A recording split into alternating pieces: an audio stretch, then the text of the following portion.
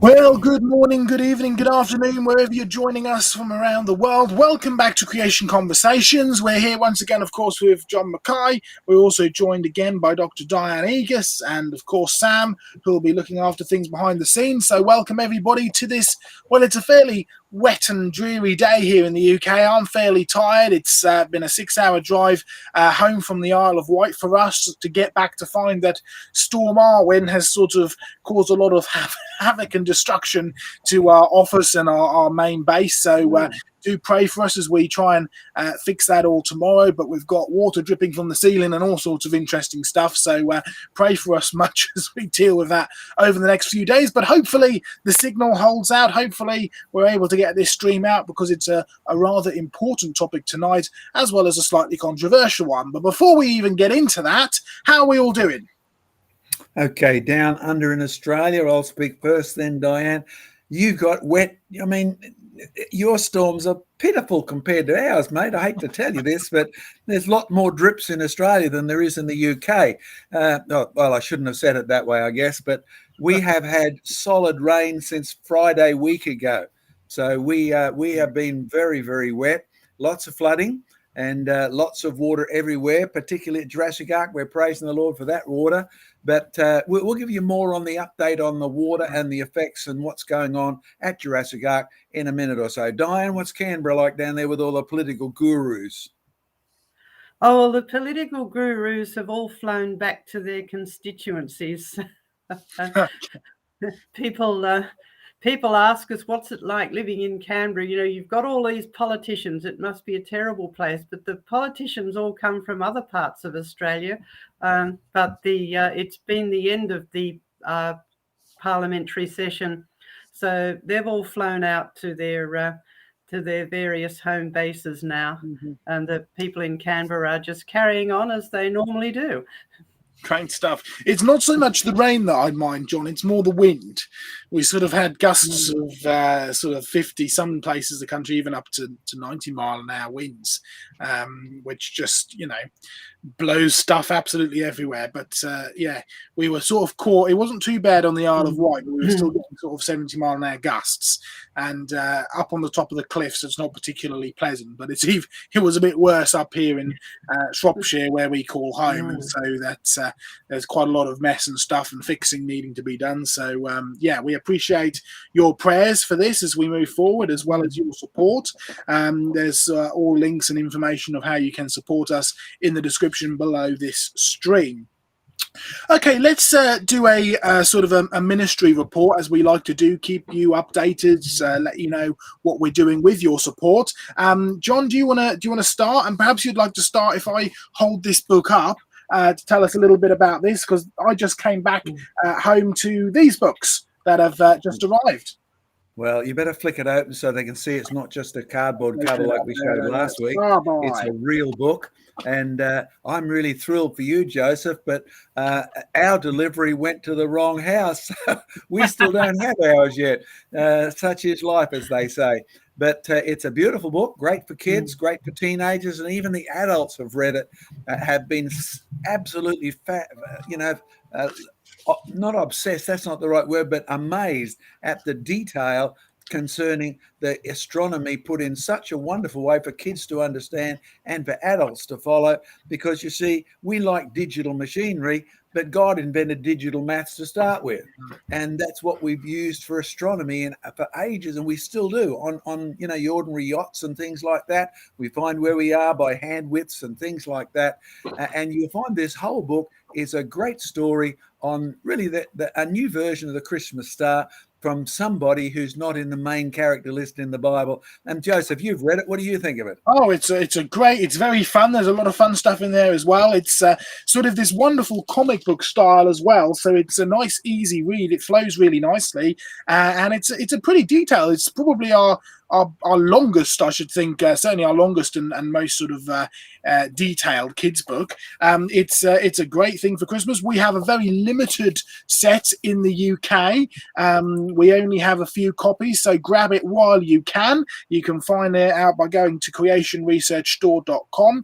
We can ship to the States, we can ship to the UK and Europe. If you want it from Australia, you need to go to our main website. Just go to creationresearch.net and you'll have links to the UK website as well as to the Australian website. So USA and UK and Europe order from the UK site.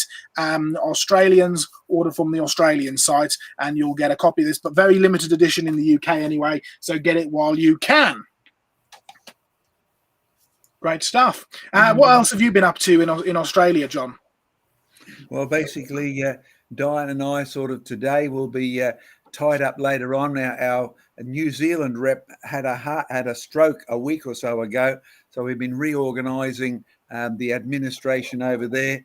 And I hate administration, right? I love the people involved, but I hate administration. I'd much rather be out beating a rock, building up a dinosaur, filling my bag full of specimens and things like that.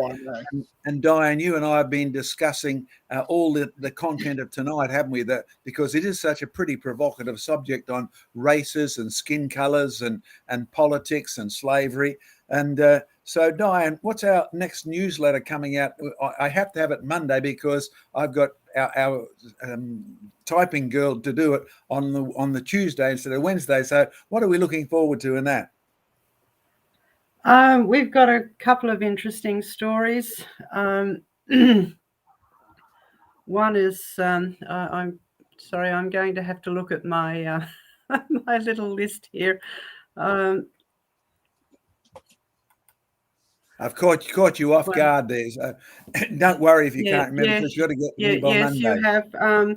One of them is about some footprints in Kenya. I don't know whether you remember, many years ago, they found some footprints at a place called Laetoli, and they decided that they were the footprints of the fossil that's commonly known as Lucy, right? Australopithecus afarensis, nowhere near the original Lucy fossil, but they were so human-like. One of the commentators said they were so human-like we could have made them on the beach yesterday. Anyway, they found a few more footprints in the same site, so there's an interesting story about that. And the other story is something that's fairly close to yours and Joseph's heart. It's about dinosaurs, but it's about dinosaurs in Italy. All right. Yes, so every country has dinosaurs. Oh, yes. Yes, so it doesn't matter where you go, there are dinosaurs there.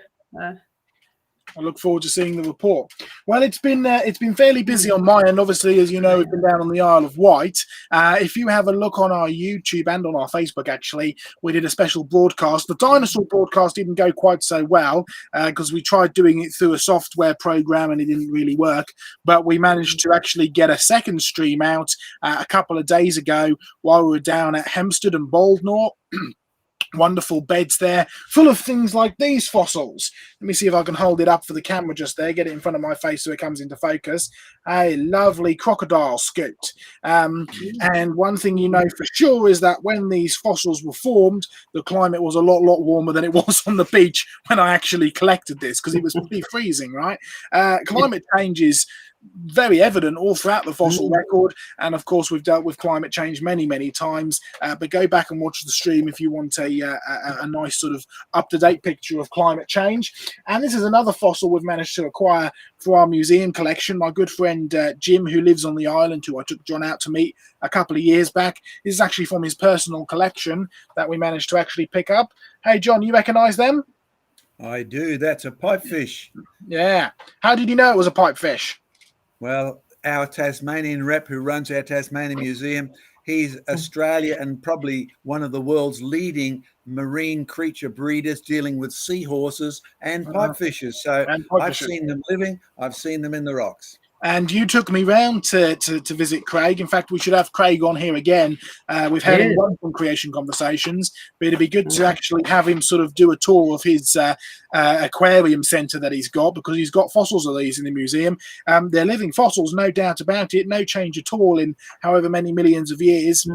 This is supposed to be, I think it's about 40 odd million years or so old, something like that, and no change at all, of course. So living fossils, they've been doing exactly what God told them to do ever since he created them, which is reproduce after their own kind. So great evidence there, as well as great evidence of rapid fossilization and all the like. So pray much for our museum collection. We're in the full throes of sorting out all of the museum project. Get behind it and support it, and it means we can get fossils like this and actually get them on display as well. Really great stuff. So yeah, continue to pray for us there. All right, our topic tonight is a controversial one. It's quite an important one. We're going to start with a Bible verse, and then John, I'd like you to give us a little bit of background to this topic, if you don't mind. But let's start with a Bible verse, Genesis chapter 9. You've got the creation account in the beginning of Genesis. God created one man and one woman. So God created man in his own image. In the image of God created he him. Male and female created he them. It's Genesis 1:27. But we're going to be reading today from Genesis chapter 9, and you'll find that the people groups have gone from 1 to 3. Genesis chapter 9, verse 18. This is at the end of the flood. Now the sons of Noah who went out of the ark were Shem, Ham, and Japheth. And Ham was the father of Canaan. These three were the sons of Noah, and from these the whole earth was populated.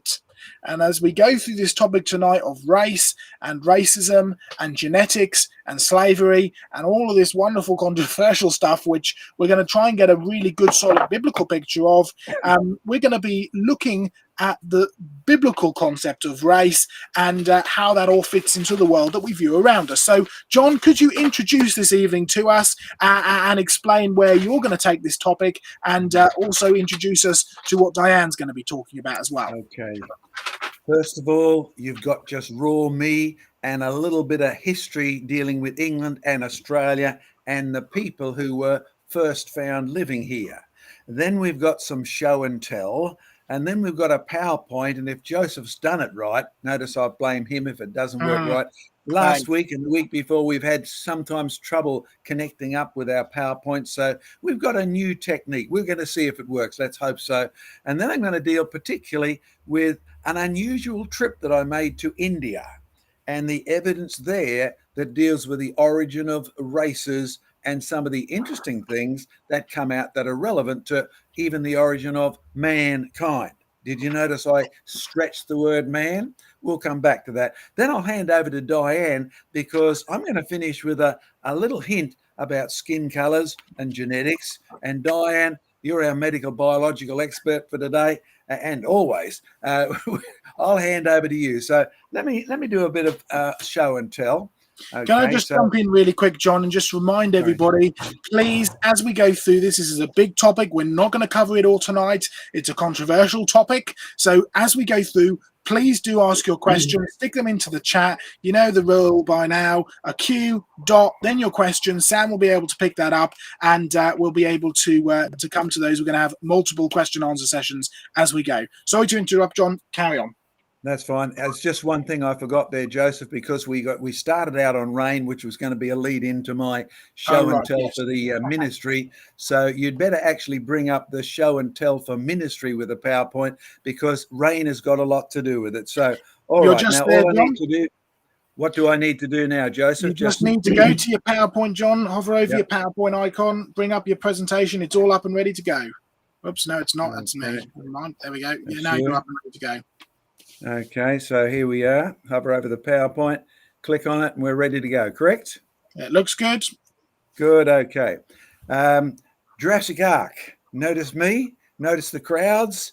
Great stuff. There's our first excavated set of logs. The school kids loved it. They could see that they didn't live there. The kids came and they dug them up. And look at this. Families think it's wonderful to dig up a whole log. Well, not quite a whole log, broken off at both ends, just lying there in the mud and the sand and the dirt. And very muddy, very sandy, and very dirty after 2011 floods. You see, it's 10 years ago since the water burst through. And that's why we brought up the fact that climate comes, it goes. And in 2011, we had flooding then. And we're starting to get it in 2021. There's the peak of the flooding. And notice one thing. As the water begins to run off, erosion gets crazy. So don't be surprised when we're dealing with Noah's flood. We have a mini example of what flooding does, even at Jurassic Ark. What a mess. All our wheelchair access was washed away, and we're at the top of a hill. We're not at the bottom of a valley. We had 16 inches of rain in 4 hours. I can see why God used water to destroy the world. We had to repair it, tens of thousands of dollars. Our helper, there were 4 fossil trees here. Where have they gone? Floods destroy. Come down 10 years, we decided to protect our fossil beds, put some shelters over them. $20,000 later, Joseph said correctly, this does cost money. You want to even protect the trees? You need a levee bank as well. See that very dry dam on the left? In 2011, it was up over the site where the sheds are, hence the levee bank. Flood protection. $40,000 later, 2 sheds, and we brought you up to date on that. But now we're a little further down. There's the 3rd shed going up. You can see where the water is now. Well, look, $60,000 later, and we've got 1 segment left, waiting for the council approval for that last little segment. Don't ask me why they have to approve it in 2 different lots. I don't know, but bless their heart, they've been as cooperative as they can be. And that's to protect the fossils. Of course, we've had some new helpers come, and just last week, windy, rainy, but look, 1 brand new log exposed. Notice the similarity to the other ones? No top, no bottom, no branches, no roots. That didn't live there. That didn't grow there. That got washed into place and it had been destroyed somewhere else. And we love people coming to help us because just in one day, we not only dug up the other one, we started digging up this brand new one. You notice it's polystrate? Well, in fact, it's polystrate several times. It goes up, along, and up again. It's a bent log. It goes through lots of strata. No top, no bottom, no roots, no branches. We know what floods do in the present world, but on the scale of Noah's flood, they're minimal, even though the activity is the same. If you want to support our research, can I encourage you, actually go there, creationresearch.net. You can use PayPal. You can go to Joseph's website. He'll tell you more about that later. Or you can come and visit Jurassic Ark.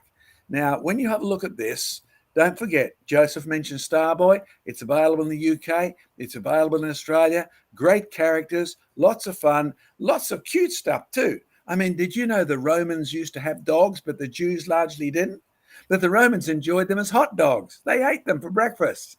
Amazing. Now, you can get that in Australia. You can get that in the UK. And if you want to support our ministry, that's one way of doing it and blessing yourself at the same time. But you see, here's the main subject. Captain Cook visited Australia. Oh no, I visited India. Captain Cook visited Australia. He noticed dark-skinned people and dark-feathered swans. Everyone thought he was strange. Swans have to be white. But dark people are found in many places, including India. And so are some beautiful buildings found in India, but there wasn't a single building found in Australia. I went to India. I do ministry in schools in Australia. I went there to do ministry in schools in India. Notice it's not a very fancy building. That's because there's a lot of poverty in India too. This man here is a businessman and he pays for every student to go to that school and for their uniforms and for every bit of equipment. Praise the Lord, there are people like that in India because there's one difference in India compared to many other places. They have a religion which says you are born with what you deserve. If you are born wealthy, you must have done something good in the last life. There's one of their religions that pushes that. If you're born poor, that's because that's your judgment from the last cycle of life you went through. Well, there's outside the window. Do you notice something? There's a God in the picture. Oh, do you see all the rubbish? There's lots of rubbish in the picture. The cars bringing the kids to the school park on the rubbish. And actually, the kids don't come in cars. The teachers might, but the kids walk through the trash. Now, Joseph started by reading out of Genesis. I'm going to go back even earlier. I've got to give you a big picture of Aborigines, of Indians, of North American natives, of South Americans, of even Europeans.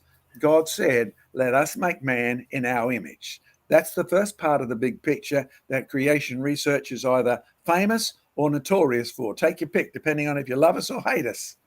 But by the time you get to Genesis chapter 10, This is where Joseph was up to. These were the families of the sons of Noah, according to their generations in their nations. And from these, the nations were divided on the earth after the flood. Nations, look up your Hebrew.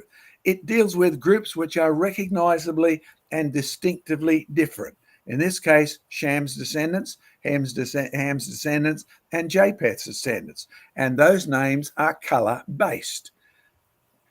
By the time you get to Genesis 11, you have the Tower of Babel. God had told the people to spread out and cover the world. By Genesis 11, you find they hadn't. So God scattered them abroad from there over the face of all the earth, and they ceased building the city. Therefore, its name is called Babel, because there the Lord confused the language. Now they weren't just the descendants of Ham and Shem and Japheth all living together. No matter how different their skin color would have been, they were now speaking different language. 70 families in total. Add them up sometimes. Now, here we are many thousand years later in India.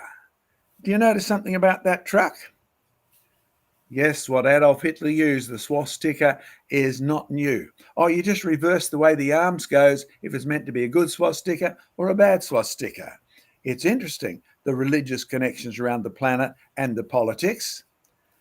But do you see the traffic? Now, I was driving in this traffic. I was on my way to a university. Yes, many people have these little, well, I call them old-fashioned Vespa motorbikes, but they are there. And why is the traffic stopped? Well, you see, Indians' religion is different than what most of you in Europe actually have.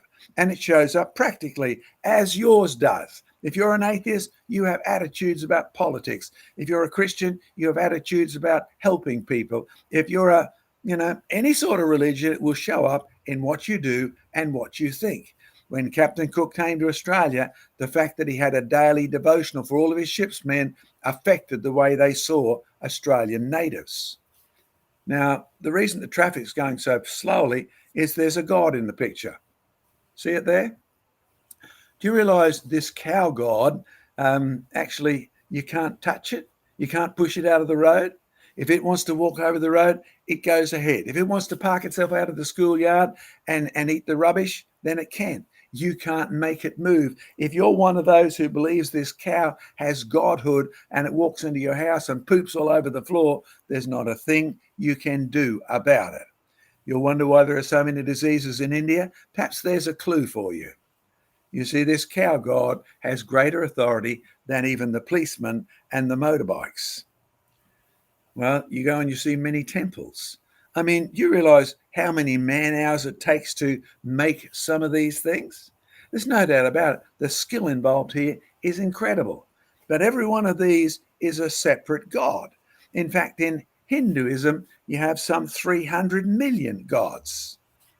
And I had a student come to me after a debate in Monash University. It had been debate creation versus evolution. And we'd thrash, Diane and I, we'd thrash the local debating society at Monash University. And the student came and asked me, what God did I serve? And I told him that I serve Jesus, the creator of all. And he said, well, what's he like? I said, well, he's love, he's kindness, he's mercy. He heals the sick, he fixes the blind. He said, oh, that's good. I'd like to add him to my gods. And I said, I'm sorry, let me read you something about this God that I serve. In John chapter 14 and verse 6, he said, you will have no other God except me. You cannot even come to the Father unless you come through me. And this God, that student said, oh, I don't think I like that. Okay, you people watching today, which God do you serve? How does it affect your attitude about races? This is one of the documents I came across on my trip to India. You see, I spent quite a bit of time in universities, quite a bit of time in colleges, and quite a bit of time with the ordinary people, and found out one thing. They had this famous historical set of stories. Came from the 8th to the 9th century BC.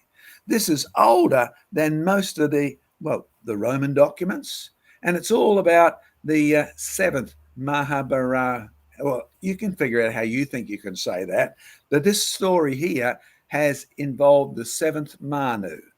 Now, Manu is an interesting word because we still use it in English.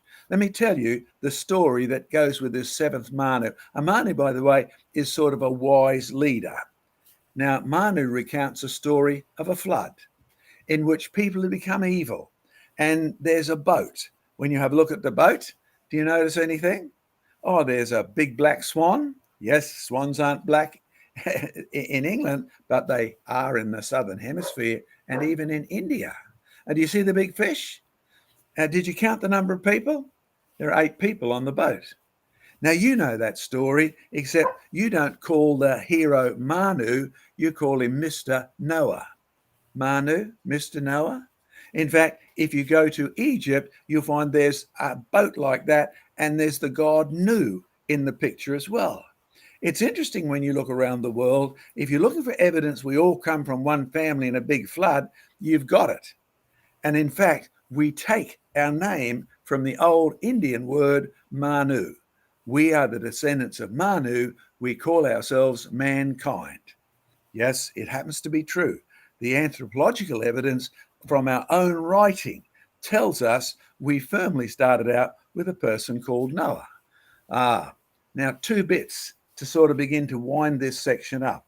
The New Testament, not just the Old Testament, the New Testament says God has made all nations from one man to live on the earth at the times and in the places he appointed so they would seek the Lord. Feel free. Look up the word nations. Look it up in Greek, and you'll find it's the word we use to describe the racial groups. God has made all separate peoples, the black Ethiopians, the Europeans who are snow white, the tall Scandinavians and the Scots, like my group comes from, the very fair-skinned people that Dr Diane is descended from. He's made all nations from one man to live on the earth at the time and in the places he appointed so they would seek the Lord. A bit of context, the Apostle Paul, learned man, trained under historian Gamaliel, was a scribe of scribes, Pharisee of Pharisees, rather.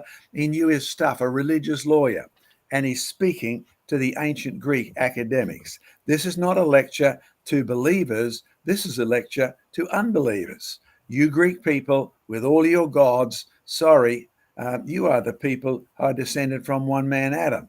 By the way, the Greeks, with all of their gods, gave rise to Hinduism when they invaded India, and they had a good way of keeping people down, put them in a caste they couldn't get out of. A little bit of history you find out when you actually visit India. But you see, here's something that might provoke some of you even more. By the time you compare the Old Testament and the New Testament, and you link up all the verses, look at what the Bible says God divided the people for. Genesis 1, one man. Genesis 6 and 7, one man has 3 sons. Genesis 10 and 11, those 3 sons are divided into heaps of nations from 70 families. And Deuteronomy 32 is what God revealed to Moses when the Most High divided to the nations their inheritance. When he separated the sons of Adam, he set the boundaries of the people according to the number of the children of Israel. Isn't that interesting? Wow. Now, you and I can toss around what that might mean. It's got lots of implications to world politics today, but think carefully. Notice what God is called when the Most High. The word God is not a name, it's a position. And you could be a high God, one of the Indian gods who's up there on the top of the temple, but the Most High one, the one at the real top, is the God who created everything, the God who became flesh and dwelt amongst us. His name is Jesus Christ. So this brings us to a couple of points. There are many theories and opinions that contradict everything in the Bible, but the facts never do. Now, I've said that so often, you probably are getting bored with it, that it happens to be true. So let me deal with the people I met in India and some of the complications and implications before we get ready to Diane. Do you realize the ones up the north are very European in their looking? Don't be surprised. You go to India, the best-selling skin cream is to fade your cream to white because the Greeks were white and the people at the top were white. Amazing. And as you go down, they get darker and darker. And if you ask, where have you seen people like that before? The answer is here. There's an Aboriginal. And there's no doubt about it, the Aboriginal people are not those you could call historically totally indigenous to Australia. we're going to debate that word because I'm pretty sure I'm Indigenous. I was born here, even though I have a British passport as well. How long do you have to be born in a country to be Indigenous? 1 generation? 10? Amazing. Now, there's the Tantal people in India. You can go and visit them if you like, and you'll be like almost every other person who goes there. If you've been to Australia and you've been to India, to the Suntal Hills, you'll say, doesn't their music sound like Aboriginal? Doesn't their words? What about the dingoes that they have in the village? In fact, it's a clue for Diane starting, because we live in a world in which one leader of a creation movement, Ken Ham, my friend from Australia, has gone to the extreme of saying we shouldn't have songs like Red and Yellow, Black and White, because that's racist. In reality, people in Australia very much distinguish Aborigines because of their dark skin. And when you called someone, remember that old-fashioned slurred word today, nigger? Well, it's just from Niger, which is from the Latin and Greek for black. And that's what they are. What do you call the whiteys? Because out here, we get along well with the Aborigines. We call them darkies. They call us whiteys. Of course, only if you're friends with them. But there's an interesting comment. We first posted it up on our website back in 2009, and almost everybody's ignored it. The Anthropological Survey of India project analysed 966 complete mitochondrial DNA sequences from India's Central Dravidian and Austroasiatic tribes, the people I've been talking about. Found they shared genetic mutations in the DNA sequences otherwise only found in Australian Aborigines. Now, I know you like to get your family genetics kit. The simplest way of comparing races is not to trace the whole DNA, but the bits that are broken, because they're the ones that actually give away where you come from. Diane might want to comment more on that, because I'm going to leave that up on my website, on my PowerPoint rather, and that Joseph's going to switch me off. But go to Creation Research, click search, insert Aboriginal for an awful lot more. So Diane, are you getting ready over there? Because you see, I've said several provocative things. One is we come from one man. Evolutionists don't like that. His name is Adam. We come from one family, Noah, that split into three, that gave rise to nations which are distinct enough. Noah was our head, our Rosh in Hebrew, which gave rise to the word race. Noah was the head of our races, because beyond a shadow of a doubt, there is no way of describing people except as separate races of one family of man. Okay, do you want to cut me out of there, Joseph? And I'll come back a little later. Sorry, I was on mute myself. You're all good, John. If you want to bring yourself back to here so you can see us, or you can stop sharing if that's the end of your presentation. It's all switched off at our end. But Diane, I think you're going to go and have a talk about some skin color and some of the genetics behind it, because I know for a fact, you know, a lot of presentations you find is a very sort of simple diagram of, oh, here's your dark shades and your light shades up. But I understand that it's a lot more complicated than that. Is that right? Yes, yes, it is. So you're going to take us through that. I'll bring up your PowerPoint like this.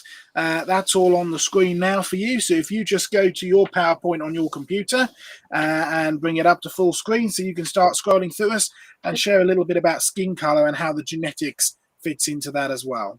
Yes, well, we're going to look at the sort of general biology of skin color, not just the genetics. The genetics is actually quite complicated, but I will give you one particular example.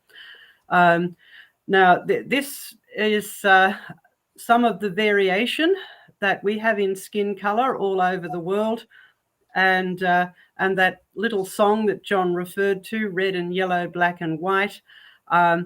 Again, that is a simple song, and it's a rather simplistic view of what colours we have in skin. In fact, skin is a mixture of quite a few colours. And that's why skin colours, if you're an artist or a photographer, you'll know that getting really good, accurate flesh tones is quite an art. It's quite difficult.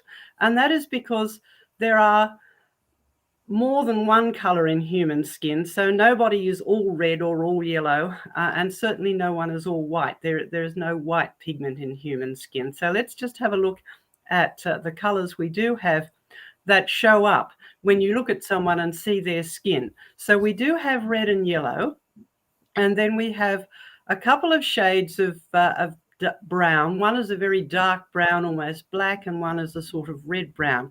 And the interesting thing is that all people have all of these colors. So that's why it's more complicated than just one color.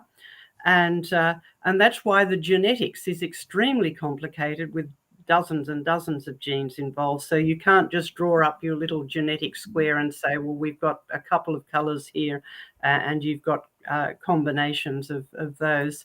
So let's have a look at skin, which will help us understand why we see particular colors when we look at someone. Now, these are the layers that you've got in your skin. And if we start at the bottom, you have what's called the dermis, which is a sort of fibroelastic layer, and a layer of fibrous tissue, tough fibrous tissue and elastic fibers, because when you pinch skin, it goes back to its normal shape.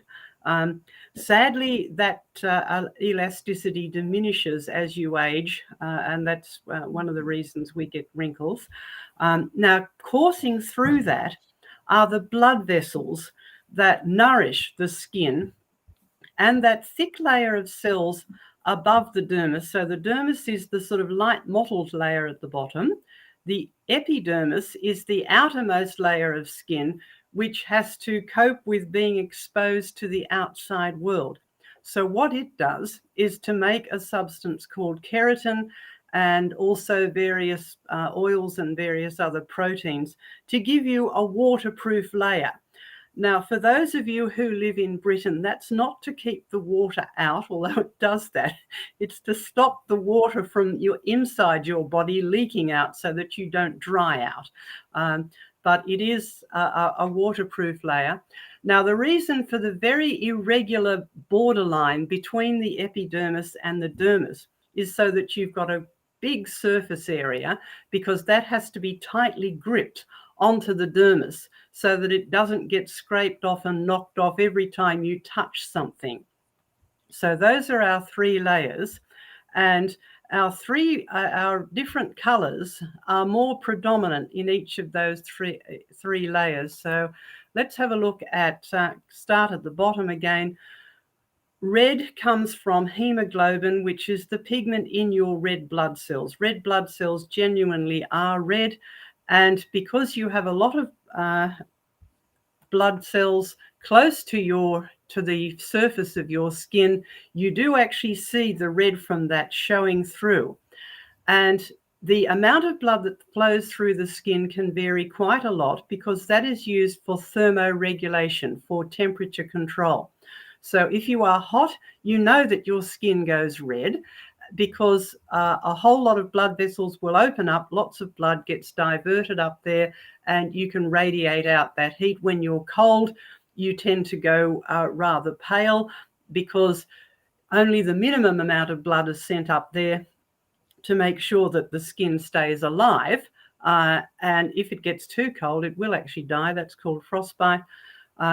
But so the amount of red varies. Now, some people do have a sort of naturally more florid or red complexion than others, because there is some variation in the amount of blood vessels that are there and the ones that stay open. Now, let's go to yellow. Now, yellow comes mainly from a group of chemicals called carotenoids, and they're found in food. Some of them are quite tasty, and they tend to get concentrated in the outermost layer. So they are easily seen in thick calloused skin. That's where that keratin layer is very thick.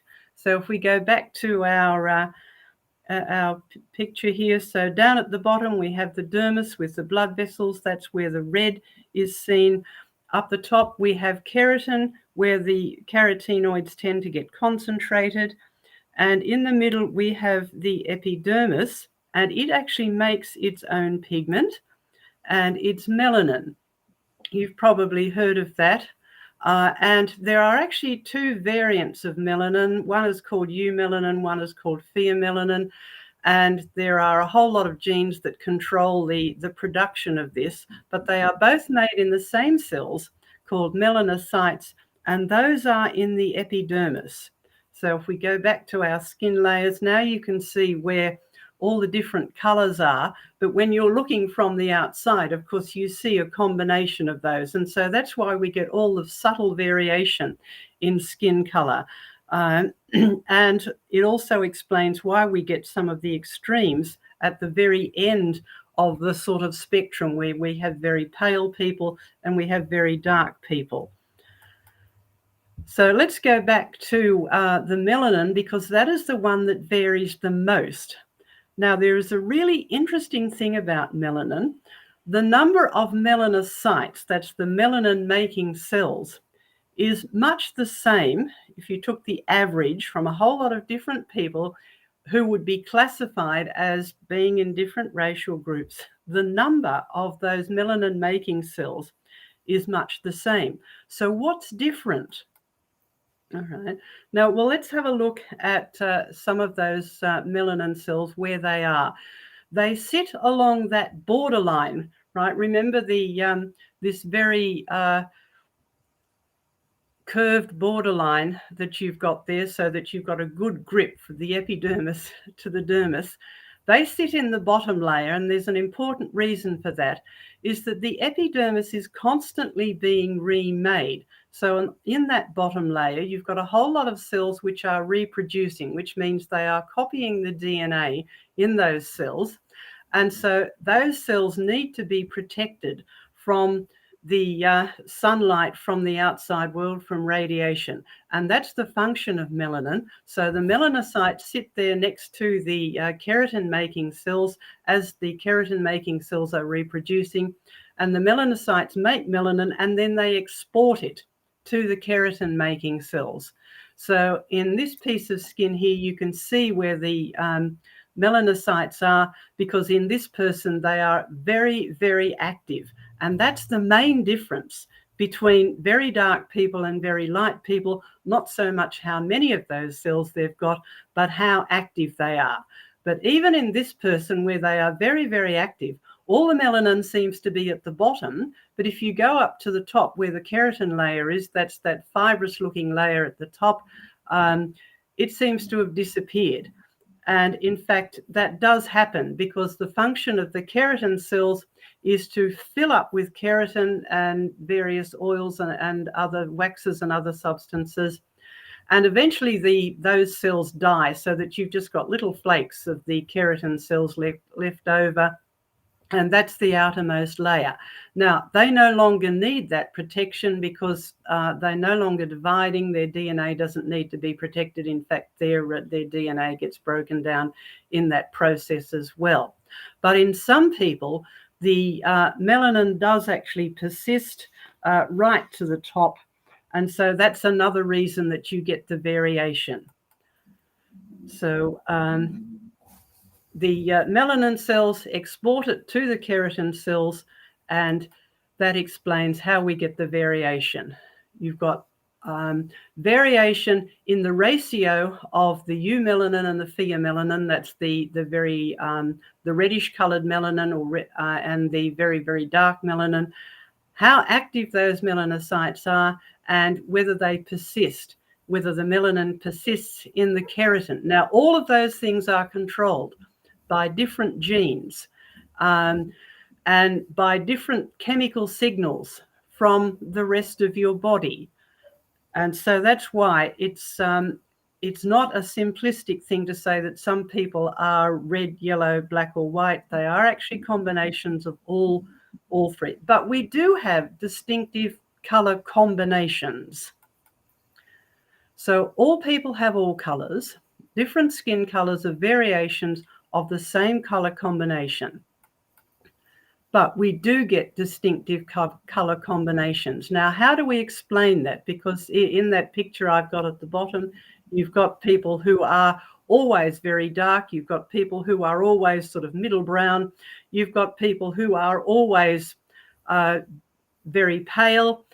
And that might vary a bit during their lifetime, but they do have distinctive color combinations that we recognize. So how does it come about? Well, there is an evolutionary story, and you've probably heard this. Skin color evolved because of our relationship to the sun. Right? This is the standard story. Melanin protects the skin from damage by ultraviolet light from the sun.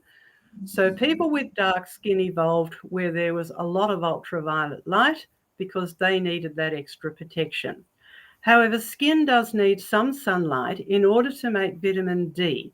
That's a vitamin that's involved in the control of calcium in the body. So we have lots of calcium in our bones. So you need vitamin D to make good, strong bones, particularly when you're growing and making new bones, but also for maintaining your bones throughout your life.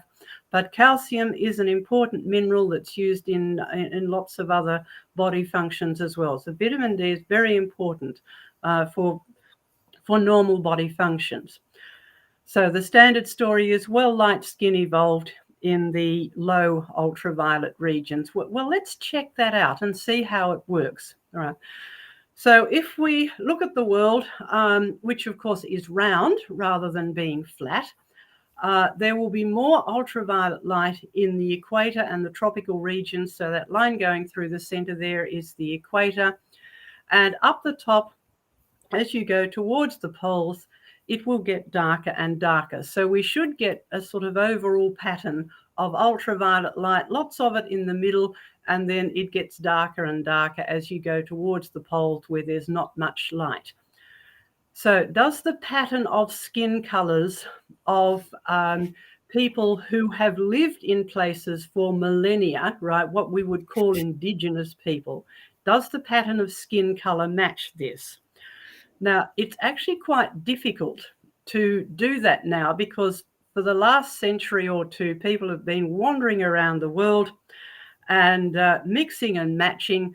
But back in the earlier part of the 20th century, there was a study of different skin colors of what are called indigenous peoples or native peoples, which is probably a term that's out of fashion at the moment. But anyway, that there is this study where people looked at, scientists looked at the darkness and lightness of different skin colors. Now, going back to our map, right, does our map match with the distribution of skin colors?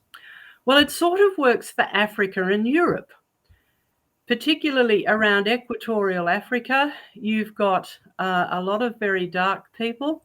In Europe, you've got a lot of very light people. Okay, that seems to work. It doesn't quite work. The region of the Sahara Desert actually has very, very high ultraviolet light, as does the Deccan Plateau, which is north of India, because it's very dry or very high up, so that the ultraviolet light penetrates. But it sort of works for Africa versus Europe. But what about for the Americas? Most of the people in America, that's before the rest of the world decided to move there, including a whole lot of people from Europe, right? The Native Americans, starting from the Eskimos right up the top, going all the way down through the Americas, they're varying shades of middle brown. And in fact, most of the population of the world are varying shades of middle brown. Very, very light and very dark. So white, what we would call white and black in shorthand, are actually the minority. So it doesn't really work for the Americas. And it doesn't work for Australia either. Now look at Australia. They've coloured it completely dark there because the Australian Aborigines, whether they live at the top end or the bottom end, are all very dark. Now, as Joseph found out when he visited Australia, it's rather a large place. So it has a top end not far from the equator, but the bottom end is quite a long way. And the Aborigines who live down in the bottom end, and that island at the bottom there that sort of hangs off the mainland is called Tasmania. And the Tasmanian Aborigines are just as dark as the ones that you find up the top end, which is close to the equator. So that pattern of ultraviolet light Doesn't work for Australia either, any more than it works for the Americas. Now, what about the other side of the evolutionary story, about the skin needing sunlight to make vitamin D? So we have light skin evolving in low ultraviolet regions. Well, a few years ago, we reported this in our newsletter, and it's on our fact file now. A study of skin color genes in European populations, and they looked at a particular gene called MC1R. You don't need to worry about that. And they found a mutation of this gene that results in lighter skin. And they surveyed the population of a few European countries, and they found that 10 to 20% of the population of Spain had this particular gene, and the highest rates were in regions with lower ultraviolet radiation. In other words, in the places that were a little bit further away from the equator. And they thought, wow, we've found a positive mutation. How often do you hear that, evolution works by mutations, but there's a problem with that because mutations the term has a bad connotation, and so it should, because mutations are not good. So they thought, wow, we found positive mutation. This mutation is positive because for the climate of the Mediterranean regions, as it facilitates the absorption of vitamin D in the winter months, in which the ultraviolet radiation is lower. Interesting. And the people who actually published this study in this journal here wrote this comment: we thus provide evidence for an adaptive, now there's another term that's used by the evolutionists, and maybe one day we can look at that seriously in one of these programs. What does adaptation really mean? But anyway, we found evidence for adaptive value of human skin depigmentation, meaning lighter, right, in Europe, and illustrate how an adaptive process can simultaneously help to maintain a disease risk allele. What on earth do they mean by that? It doesn't sound very good. Hardly a positive mutation. Now, an allele is just a gene variant. Right.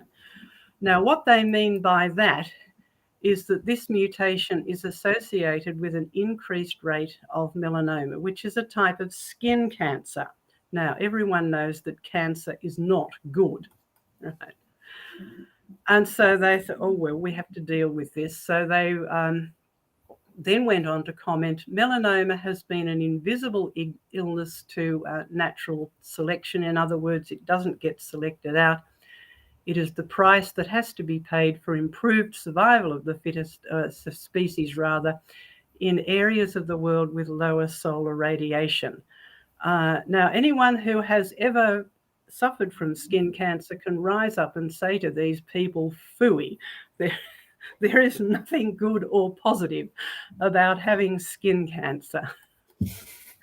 So let's do a bit of a reality check with the evolutionists' story, just using these two examples that I've just used here, the people in Spain and the Aborigines living in Australia.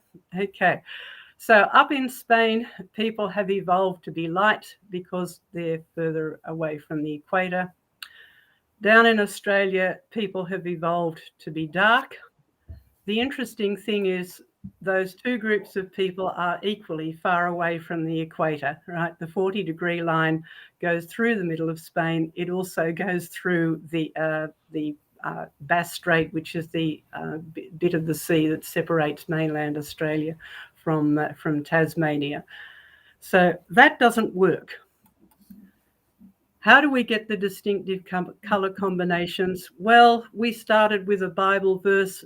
John has given us some history in the light of what we know of the biblical history of the world. So we need to go back to that. So if we can go back to John and to Joseph, and we'll look a bit more at the biblical history and how we can really explain how we get distinctive color combinations. if we can just finish the slideshow. Yeah, we finished the slideshow. Yeah, if you just want to stop sharing, Diane, that's nice and easy. Thank you very much. A little bit of a more of a technical presentation. One that's really, I think it's really important to actually understand some of the science behind this.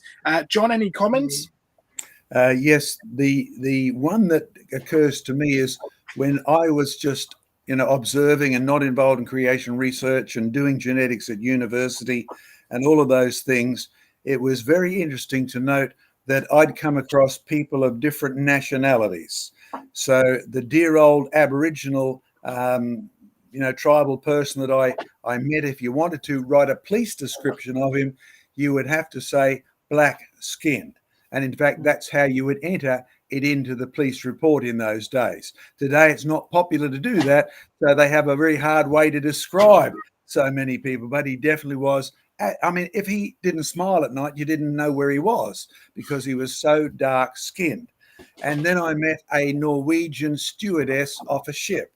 She was blue-eyed, she was blonde, she was fair-skinned and drop-dead beautiful. Man, I thought that was a wonderful combination of, well, as Diane says, non-skin colours. There's no blonde in blonde hair, there's no blue in blue eyes, and there's no white in skin. So she was a non-coloured person, but any police report would have to list her as European in feature, Norwegian in characteristics, right?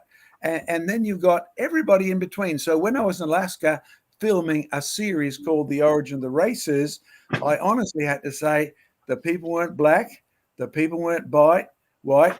In fact, they turned out to be the same color across most of northern Canada as well. They were a glorious orangey, reddy brown, the sort of color that most of us would like to be on the beach in summertime, rosy red brown. In fact, out of that series, for those who want to follow anything up before I do my second session, we actually have a series of 3 DVDs. I'll take you through them. There's The History of Man, and all of these, Joseph, are available for streaming. They're all available from streaming. I'm sure Sam will be able to put a link up. You'll be able to stream them, and we've still got some copies of DVDs here in the UK that you can get hold of them as well. Right, and so this was the first lecture I gave at Queensland University, and man, was it provocative. I had students screaming at me from every direction because I took people through the so-called myths and legends of the Aborigines and the Europeans and the Indians and compared them against the Bible record. And there was no doubt about it, the correlation was pretty close to 1-to-1. You could see a story of Noah's flood. You could tell the Aborigines believed in a creator and a creation, even if they didn't know who he was. That was followed up by this one. Because you see, one of the university lecturers who attended that meeting said, you prove nothing until you go around and talk to the people. So that's what we did. And I went and I sat down in the sand of the desert in Western Australia, talking to a dear old Aboriginal, and he told me his story, because I said, you tell your story of the flood, I'll tell my story. And he began in the days when Gajara was still a man. The next spirit said he was going to send a big flood. And the big flood came. And the story, I then told him Noah's story. And I said, what do you think? And he said, black fella story, white fella story, same thing, boss. So if you want to see the natives telling their own stories, not just taking my word for it, have a look at Origin of Races. Now, I know races is not a popular word, particularly amongst some Christians, but in reality, it comes from the biblical word Rosh. Rosh is an old word meaning head. So God is our head Rosh, right? Then Adam is the Rosh of all the human group. And then Noah is the Rosh, the head of all of the people after that. And then you have separate sub-Roshes, the Hamites, the ones who are dark. That's what his name means. The Japhethites, the ones that are fair. So Diane, you're a fair as one thing, the Japhethite, beyond a shadow of a doubt. And then there's the Shemites who are somewhere in between. And then we did one more step. We went all around the world, not only collecting their stories of creation and the flood, but looking further, skin colors and that. So these are all available as MP4s, Origin of Races, Real Roots, History of Man, and you can watch the development of this whole talk. And not only that, it's been a real blessing because one of those lectures, I didn't realize it, but I had a dear old Aboriginal man come up to me many years later. And well, he looked old because he must have been about 40. That was a bit hard worn. And he said, you didn't realize it, but when you interviewed the elders in my tribe, I was hiding round the corner listening. And he said, in Aboriginal religion, only the elders are supposed to know things. So I was a young man, I wasn't supposed to know. So I was listening to him telling you their flood story and creation story. And I didn't know that the Bible had the same story in it. So he became a Christian. So it's a really, really important thing that you know the real history of the origin of the races, which brings me back to Captain Cook coming across, finding Aborigines in Australia and noticing how dark they were and asking, how did they get here? They don't have any ship that will go to sea, but they certainly have throwing sticks, ones that come back and ones that don't come back. And of course, it was many, many years before people got round to doing the obvious. They came up with all sorts of theories about where the Aborigines came from, both racially, historically, and how did they get here? Finally, someone said, why don't you just ask them? Well, that's good, because they actually say their elders walked from way up north in the dream time. Interesting. So I brought up some boomerangs. I brought up the issue of black swans. I brought up the Aboriginal people. I brought up the topic of Indigenous. I brought up how dark they are. Now let's look at a little bit of information all around that. So Joseph, just hover over my PowerPoint again. Yes, click that one. Are we on now? You're on now, yep. Great, I'm mastering this new technology. All right, there's a question mark. There's the boomerangs I showed you, because the ones that we have are from the Warlpiri people, deliberately made for creation research. They live west of Ayers Rock, or Uluru as it's politically called these days. And notice they're different. And the question mark is, what do you think the name of the curved one with a hook on it is? The other two are fairly easy. You'd say boomerangs. But the one with the curved hook is different. You see, it's for killing things. The other ones are returning boomerangs. But boomerangs are interesting, because I took this picture in the US of A, way out there near the Grand Canyon, way out there down near Arizona. And in fact, I went to their archives. They used boomerangs for catching rabbits until the cowboys gave them 6 guns. 6 guns are far more effective. Boomerangs are not exclusively Australian. In fact, here's a cave where this boomerang was found in Poland, made out of ivory. In fact, people think of Aborigines as inventing the boomerang. The truth is they're the last people to keep using them, because here we are in Egypt. Notice the curved stick that he's been using on the birds. Now, when you look at Egypt, have a look at these soldiers. Have a look at what they're carrying even as weapons. Notice there's a curved throwing stick.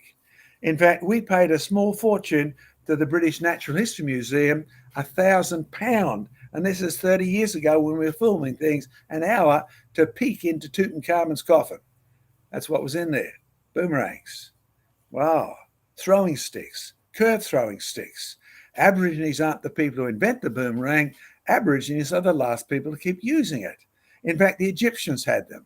And when you go to the Suntail Hills we referred to before, you not only find people who look like Aborigines, you find dingoes and you find boomerangs, curved throwing sticks. And when you bring this all back to the centre of Australia, where that killing stick came from, and the question was, what do you call it? The answer is, well, you would hear Kali. And when you're thinking Kali, I know that word from somewhere, because Kali is evidence of the Tower of Babel. Kali is the goddess of death in India. Killing sticks kill you dead. You see, even though that's only an interesting little snippet, the fact that there are boomerangs in India, the fact there are dingoes, the fact that there are killing sticks with a name you would only get from India, and the fact that we call ourselves mankind derived from the story of India, where we got off the ark and our leader was Manu. There are many theories and opinions that contradict everything in the Bible, but the facts never do. You see, one reason the evolutionist wants us to have no history related to the Bible is that if God is not our head Rosh, the one who gave rise to us, then he has no authority over us. But you see, the facts show that he is, and that from one man all people came, and then from 3 groups of people, and then from 70 groups at the Tower of Babel. Yes, you'll find even those stories are reflected all around the culture of the world, even though they've lost the original printed version and some of the details have got messed up. So let's give you a humorous perspective. I get myself into trouble with my humor sometime. I'm going to talk about the real history of boat people. You know, popular word these days, people flooding into England, sadly some people drowning, people flooding across from Africa into Spain and coming to Australia. Boat people. Oh, the boat there, by the way, is Noah's Ark. Boat people. On the way to Australia. You do realise the time when there was not only no Australia, there was no kangaroos in Australia. The kangaroos arrive. The Aborigines come. Oh no, boat people. I say that because I can take you down the coast from where I am and to the beach where the Aborigines told me. You can watch it on our Origin of the Races DVD. We interview them. On this beach, 3 brothers landed after the lots of war and fighting in the middle of the world, after the big flood, and they spread out from there. And then the Aborigines become those who we regard as indigenous, and they see the Europeans some 200 years ago. Oh no, boat people. And then the Europeans get settled.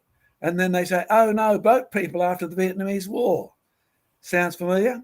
Because now it's the Iraqis. Oh no, boat people.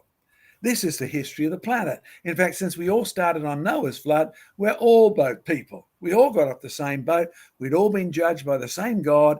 And he also used the ark to save one family. And they gave rise to you and me and everybody on the planet. And our problem is still the same one that caused Noah's flood.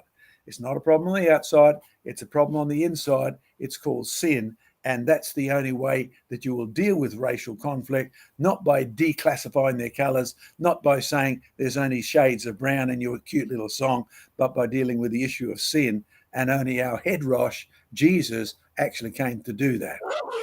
So again, go to creationresearch.net, click search, insert the word race, and Joseph, you can take the screen back now.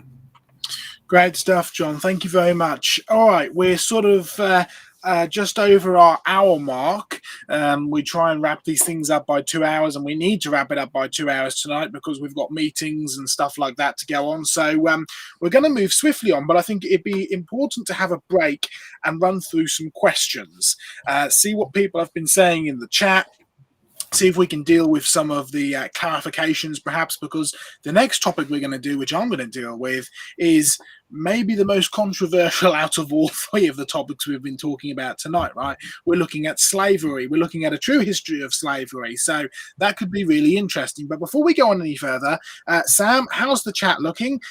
Do we have any questions about what we've discussed so far, or the general the topic in general, basically? Yeah, sure. The chat's been fairly lively tonight. We've got quite a few questions in here. I'm trying to find where they were because there've been so many people commenting. Well, while you're finding one, let me just ask John a question. Can you run through, John, because this sort of issue of race and is there one race? Are there many races? Can you give us an example from Scripture, even better, an example from the New Testament where there's a conflict between races and God, you know, the Scripture actually talking about this thing of races in a very real life scenario rather than just sort of an abstract concept that we often think of today? Okay, I'll do better than that. I'll give 2 things. One is a conflict in Scripture, and the other is a history of the word race in English. They'll both help. So that in the Scripture, you'll find that we refer to the Greeks, the Hellenes, right, and the Jews having a conflict after Christianity comes in, after they get converted, and then they have to deal with issues. Okay, we're all one people now. What's the problem? Oh, the Hellenes are complaining they're not getting the same food as the Jews are. And it's done in racial groups, the ones we call racial groups. Hellenes, the people descended from Helen. Helen, by the way, for those of you who are not familiar, is a boy's name, right? It gave rise to the Hellenic people, the Greeks. He's their ancestor. And the Jews, of course, are the descendants from Judah. So they are actually 2 groups descended with a separate head. And the biblical word you'd use is Rosh, right? The head of one group was Judah. The head of the other group was Hellenes. And they are very recognizably distinct. I don't know of any Jew who'd say he has got a Jewish nose if he's in Greece, right? Oh, sorry, I picked a little facial characteristic, but it's one of the most obvious features of many people who would regard themselves as Jews, as is one of the diseases that only the Jewish people have to deal with their genetics. Diane can comment on that a bit later if she likes. Now, when you have a look at our English word race, you mightn't be aware of it. It's gone through several renditions of meaning. It used to just refer to separate groups of grapes, right? I mean, you had a race of wine made from that colour grape, or that race of wine made from a different coloured grape. And of course, that gets very confusing. I want race bottle number 3 or race bottle number 1. So that fell out of use, even though we still regarded race as a word that could be used to describe the grapes. Why? We still use race in biology, because race is a smaller group than species. So you have pink versions of grapes, you have the red versions of grapes, you have the white, and they will breed continuously. So they're clear enough to separate out, right? So that's what race means today in biology. But by the time you say, well, where did we get that word? The answer is blame the French. I mean, the French came to England, they bought lots of things, and the English messed it up. I mean, because English, they play with words. We use them for jokes. So have you been to the races? What do you mean been to the races? Haven't been picking grapes? No, I mean, we applied the name race to grapes first, and then we'd applied it to horses of different colour and horses of different shape. So the ones with big solid legs, they would hold the knights up, and the ones with skinny legs would run real fast. Hence you go to the horse races. And see what English people do to words. But by the time you go back past the French, you end up with a word in Italian and in Latin and in Hebrew, ra and rosh and race. They're all connected, and it just means the head of the group.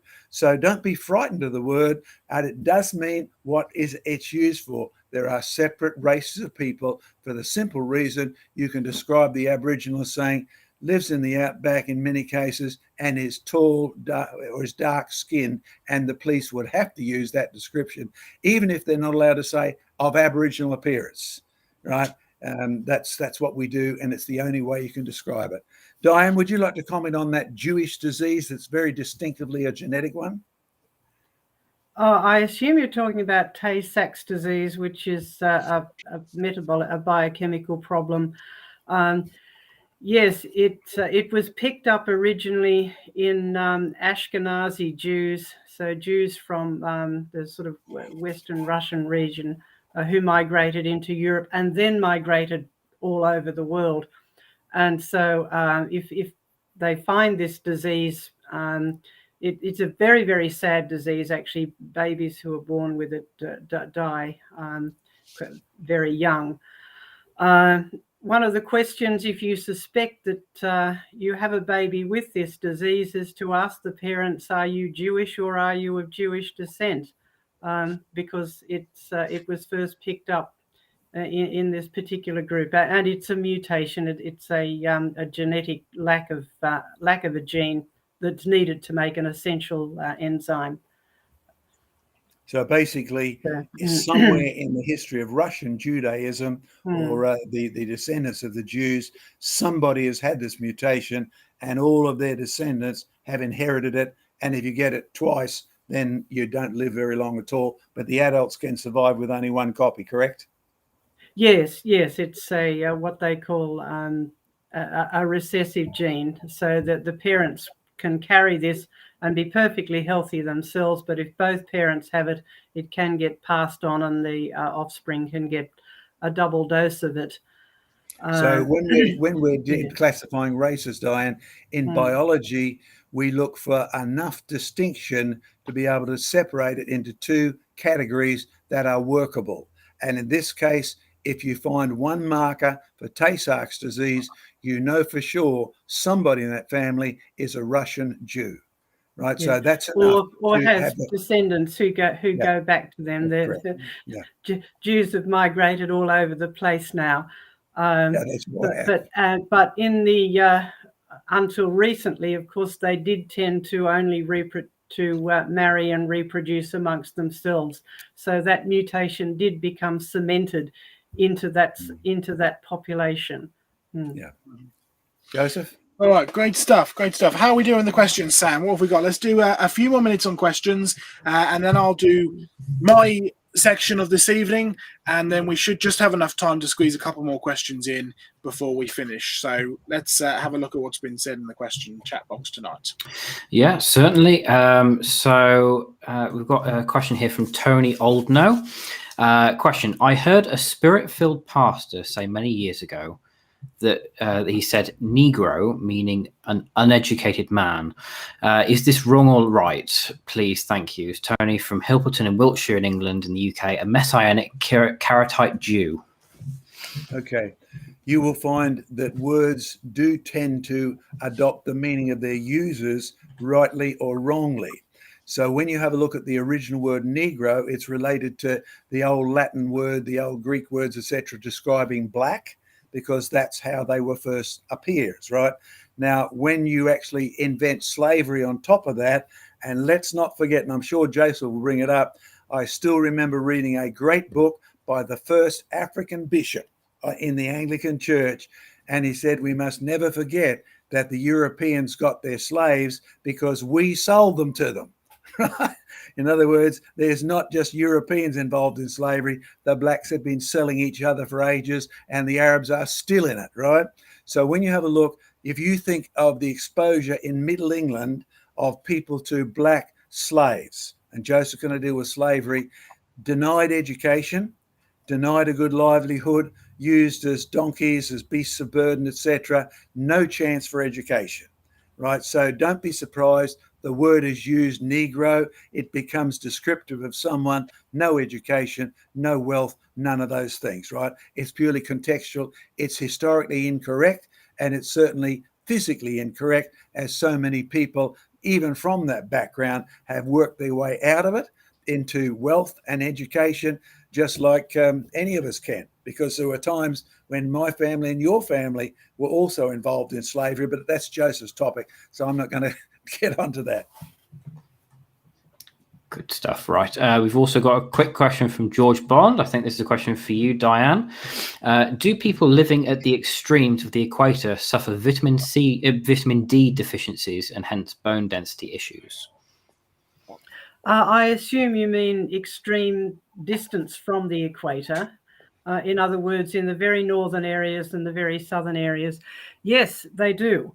And I remember when I was staying in England a few years ago, and I was staying in London, and I met some lovely African people who were very, very dark, and they were telling me they were having problems keeping up their vitamin D levels, and they had to take supplements of vitamin D because the sun doesn't shine all that much in the It really doesn't. So because they had very dark skin, they had problems absorbing enough vitamin D. Now, the people who have lived away from the equator for generations, they manage to get vitamin D because you can get it in your diet. And if you look at what the Eskimos eat, right, the Eskimos or the Inuit people, I'm probably using all the politically incorrect language, you'll just have to forgive me. The people who live up in Alaska and the northern Canada, they have brown skin, and because it's so cold, their skin is covered up all the time. So their skin does not get exposed to the sun, but they do have enough vitamin D because they eat lots of oily fish and they eat seals. And so you can get it in your diet. Now, in Canada and parts of the USA, they actually fortify milk with vitamin D because there are a lot of people who have migrated there from Africa, and because their skin is so dark, they don't absorb enough vitamin D from the sunlight because the sun only shines for half the year in even in the southern parts of Canada. So yes, being very dark is equally a problem as being very light if you live in the wrong place with the wrong ultraviolet light environment. And there's also a good evidence in this case that creatures don't evolve to fit their environment, because I'm thinking particularly about Antarctic penguins, black half top, white half bottom.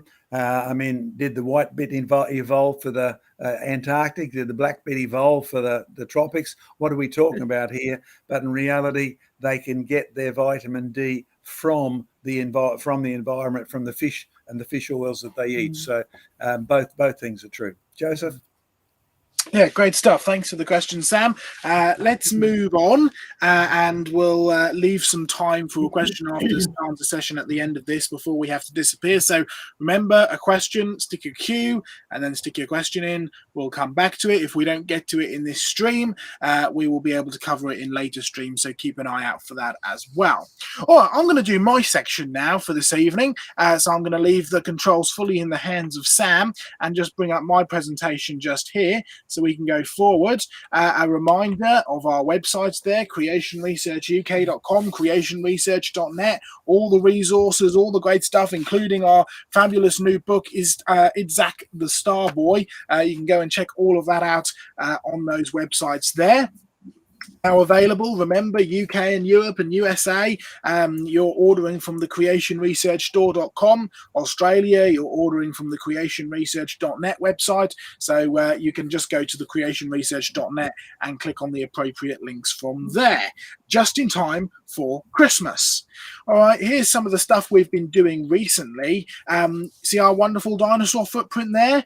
Absolutely beautiful. Now in our museum collection, great stuff that you can come and see and experience. Great new additions to our museum collection, including this beautiful stalactite collection from an old gentleman who had them in these great big files and boxes. Absolutely wonderful stuff that you can come and see and get hands-on with. And we're trying to start designing stalactite machines and all sorts of stuff like we have at Jurassic Ark. So exciting things get behind the museum project. But this is what I'm going to deal in the next 15 to 20 minutes or so. A true history of slavery. Because one thing we've noticed is that this whole issue of race and racism is very much tied up in politics, particularly tied up in the politics of the USA. Now, I noticed this very stark difference between the way we do stuff in the UK and the way we do stuff, you do stuff in the USA, both with the simple things like how you have your tea, right? Tea is not designed to be cold, nor is it designed to be sweet, right? But that's how you like it over there. We like it hot with a splash of milk. So you find there are differences on the sort of small little things, should we say, although I'm probably going to be hauled over the cold by my fellow Brits to say that how you have your tea is a small thing, but you also have it over the big things like the way that you perceive politics, things like the way that you perceive race.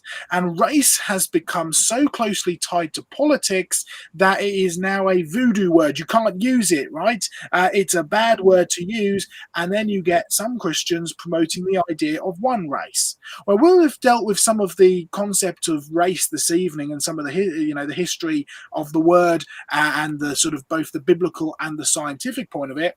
What I want to have a look now is some of this. Well, it's kind of politics, it's kind of history. See how this all kind of fits together, right? You see, this is a huge topic. We're not going to get through it all tonight. Make sure you ask your questions.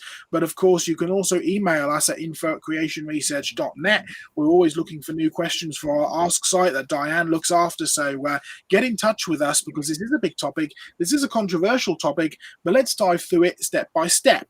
But we need a foundation to start with, and this is a good place to start. Who said this?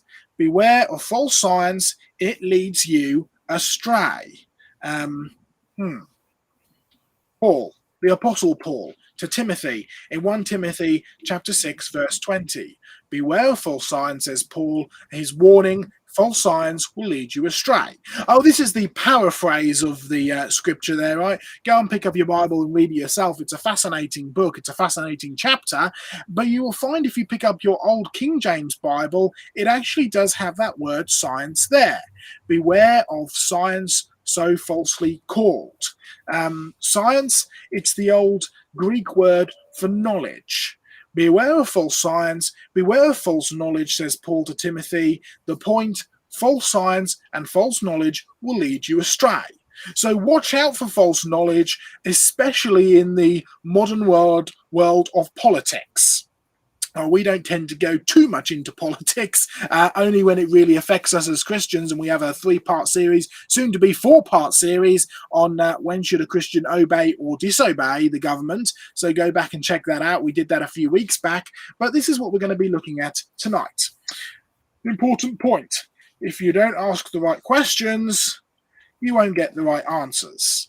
I mean, it seems simple, but it's something that is so vital to understand if you want to get a true history of slavery, if you want to get a true history of how this connects to politics and how this connects to science and how this connects to the world around us, you need to be asking the right questions. Slavery through the ages, we need to get a full perspective. We need to get a true perspective, but most importantly, we need to get a biblical perspective. Okay, this is what you will often find if you open up a book about slavery, or you read down through it, or you sort of get a general media approach to slavery. Most reference to slavery, unless they're talking about the modern trafficking that goes on, most reference to slavery and the kind of slavery that most people think of when you hear the word slavery is reference to the transatlantic slave trade. And the argument you will find put forward is that the whole concept of British colonialism was simply evil.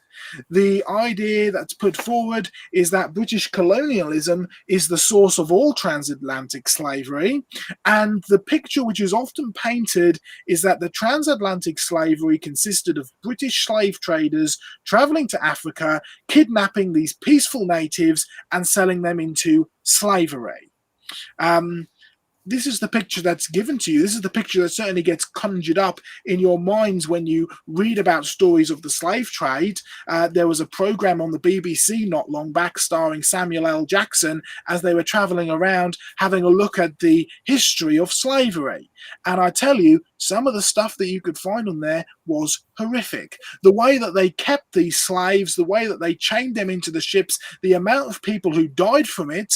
I mean, there was a whole case called the Zong case, where you had the ship called the Zong, which purposefully threw their slaves overboard and drowned them all in order to simply claim back on the insurance. I mean, this is some horrific stuff. There's absolutely no doubt that the whole transatlantic slavery that was going on was a horrific and nasty and evil business. There's no debate about that. But what about this whole tie to British colonialism? Was that evil? Is this just a case of, British sailors going into Africa, capturing a load of these peaceful natives who live in grass huts and selling them into slavery in the West Indies? What's the true history going on here? All right, well, we need to go way back. John took you through the history of the word race. We're about to do the same for the history of the word slave or slavery. Okay? What is slavery? What's the word meaning? Where's the origin come from? Has slavery always been connected to racism? Because if you find a discussion, particularly on an American sort of chat show or panel show, right, and even here in the UK and in Australia, you will find that whenever slavery is talked about, it's almost always the transatlantic slave trade, and it's almost always pointed to racism. I mean, we've got to tear down these statues of these prominent figures in our history because they owned slaves. And that's a bad thing. They were racist, so we can't have a statue. We've got to tear them down. We've got to deface these statues. Slavery today is connected to racism in the minds of most people, certainly in the way that it's portrayed on the media. We need to get to the bottom of this. Okay, the earliest reference to the word slavery you will find is in 1550. Slave at the time meant severe toil or hard work. ERY referred to a state of servitude. In other words, if you were a slave, I mean, we still have that in the English language today, right? You're a slave to the grind. You're slaving away over your work. If you are caught up in slavery, right, it was a reference to the work that you were doing. You were in a state of servitude to your boss, to your work, to your wife, to your husband, to whatever, right? But it did not actually refer to the keeping of slaves, as in the keeping of these human beings for work, until 1728. The word slave itself goes back even further than the word slavery. The word slave was first used in the 13th century. It comes from the root word Slav. The Slavs, or the Slavic people, which were often taken into slavery, they were captured and they were sold into this sort of, put into servitude, put into slavery, often for hard work, almost certainly for no pay. And that's where we find the modern root of our word slave comes from. It came from a people group, a rosh of people, a race of people who were often abused and captured and sold into work. But the whole concept of slavery goes back much, much further than that, even though the word doesn't go back. They just used a different word. Slaves before the word slave, well, you find that in Europe in the year 850, you find that the old Roman reference for slaves is being used. It's being used as the word well, or do you see that word there? Britain. Interesting.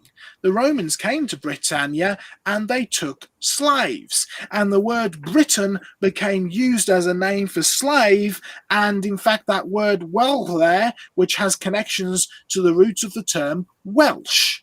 The Welsh, the original English, right? I mean, the Welsh love to remind you that they were the original British people, right? I'm a mixture of Viking and Anglo-Saxon and Roman, and as people continue to invade over the time. But the original Celts came from Britain. In fact, there's a whole theory, which we can't go into at the moment, that the Celts originated in Britain and spread out rather than the other way around. And the Welsh certainly, as well as the Scots, although the Scots were a lot more influenced by the Vikings, right? But certainly the Welsh were the original Britons. The word for slave here, the Roman reference for slave, was the word Welsh, the word Britain. Interesting. Question: what colour were the Britons at the time? The answer: white. Celtic, no doubt about it. I'm descended from them, John's descended from them, and Diane's descended from them. I mean, what you'll find is that the British have been a long source of slaves from all over the world, and the Irish in particular. The Scots hated the English and would often take us as slaves. The English hated the Scots and would often take them as slaves. The Irish and the English were against each other, the English and the Irish. The Irish and the Scots teamed up against the English, and all the Irish, the Scots and the English teamed up against the French. And then the Romans turned up, and the Romans took over everyone. Right? It didn't matter whether you were English, Irish, Scot, whatever you were, or the Scots, or the Picts, or the Celts, or anything. They just took anybody for slavery. In fact, they took so many people into as slaves from the British Isles that the word Britain, or the root word the Welsh, actually ended up being known as slaves. Interesting little history there. Note that a different skin colour is in sight at this point. They are all white. White is almost as a politically incorrect term as the word black is now when referring to skin color, but you can do it light skin, dark skin, right? The point is, there's not a variety of skin color. They're all these Celtic people, and they're all being taken as different slaves, and they're all being taken slaves by the Romans. The point is quite simple. Slavery and racism has absolutely nothing to do with race. Interesting. Race is used as the excuse for evils, when in reality the root of the problem is what needs dealing with. I mean, you'll find that's the thing today. Oh, if you don't like somebody, you're racist. Interesting. I mean, what is the root of the problem here? Is it really race? I mean, what is race? A different head? A different skin colour? What's the root of the problem in all of this? The root of the problem is quite simple. Jeremiah 17 verse 9, the heart of man is desperately wicked. Oh, that's straight out of the Bible, by the way, so you can't really argue with it. The heart of man is desperately wicked. You will find that the root problem here is sin. But does race have anything to do with it? Okay, introducing Don Miguel de Castro, the emissary of the Congo in the 1600s. Before the word slavery was actually referring to slaves. Interesting where the history goes to.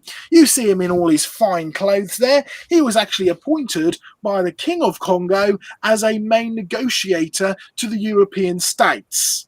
and you can see him in all his fine European clothing there.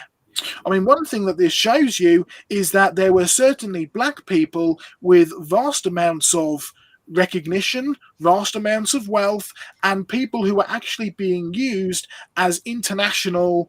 I mean, he was basically an ambassador, right, for the Congo to the European states, and even as far over as the New World, the American states. And he was well respected. In fact, he was painted here during one of his travels in all of his sort of Western clothes, you could call it, right? But look how they've painted him, true to the color that he was. I mean, there were certainly black people in extreme, heights of power and extreme levels of importance. This isn't really the picture of the transatlantic slave, and this is sort of right at the early part of the transatlantic slave trade that was going on, of the British sailors and the Europeans sailing to Africa, capturing people and selling them into slavery. Where were these slaves actually coming from? Well, because some of them certainly came from the Congo. So how did you end up with one person in all of this finery like this as an international, negotiator and ambassador, and another one as a slave? Well, Henri Coke, who's from the Black Research Central Association, I mean, I couldn't say something like this, but he's actually black, right? So you can actually go and look him up online. You can go and pull it up online. But have a look at what he had to say. The truth is that the exploitation of Africa started long before the colonial era. And just as there were Africans who sold out during the colonial period, we must understand that there were Africans who captured and sold other Africans during the time of slavery. I mean, there were certainly some cases of European sailors landing and taking slaves, just like the Romans landed on the shores of Britain and took slaves.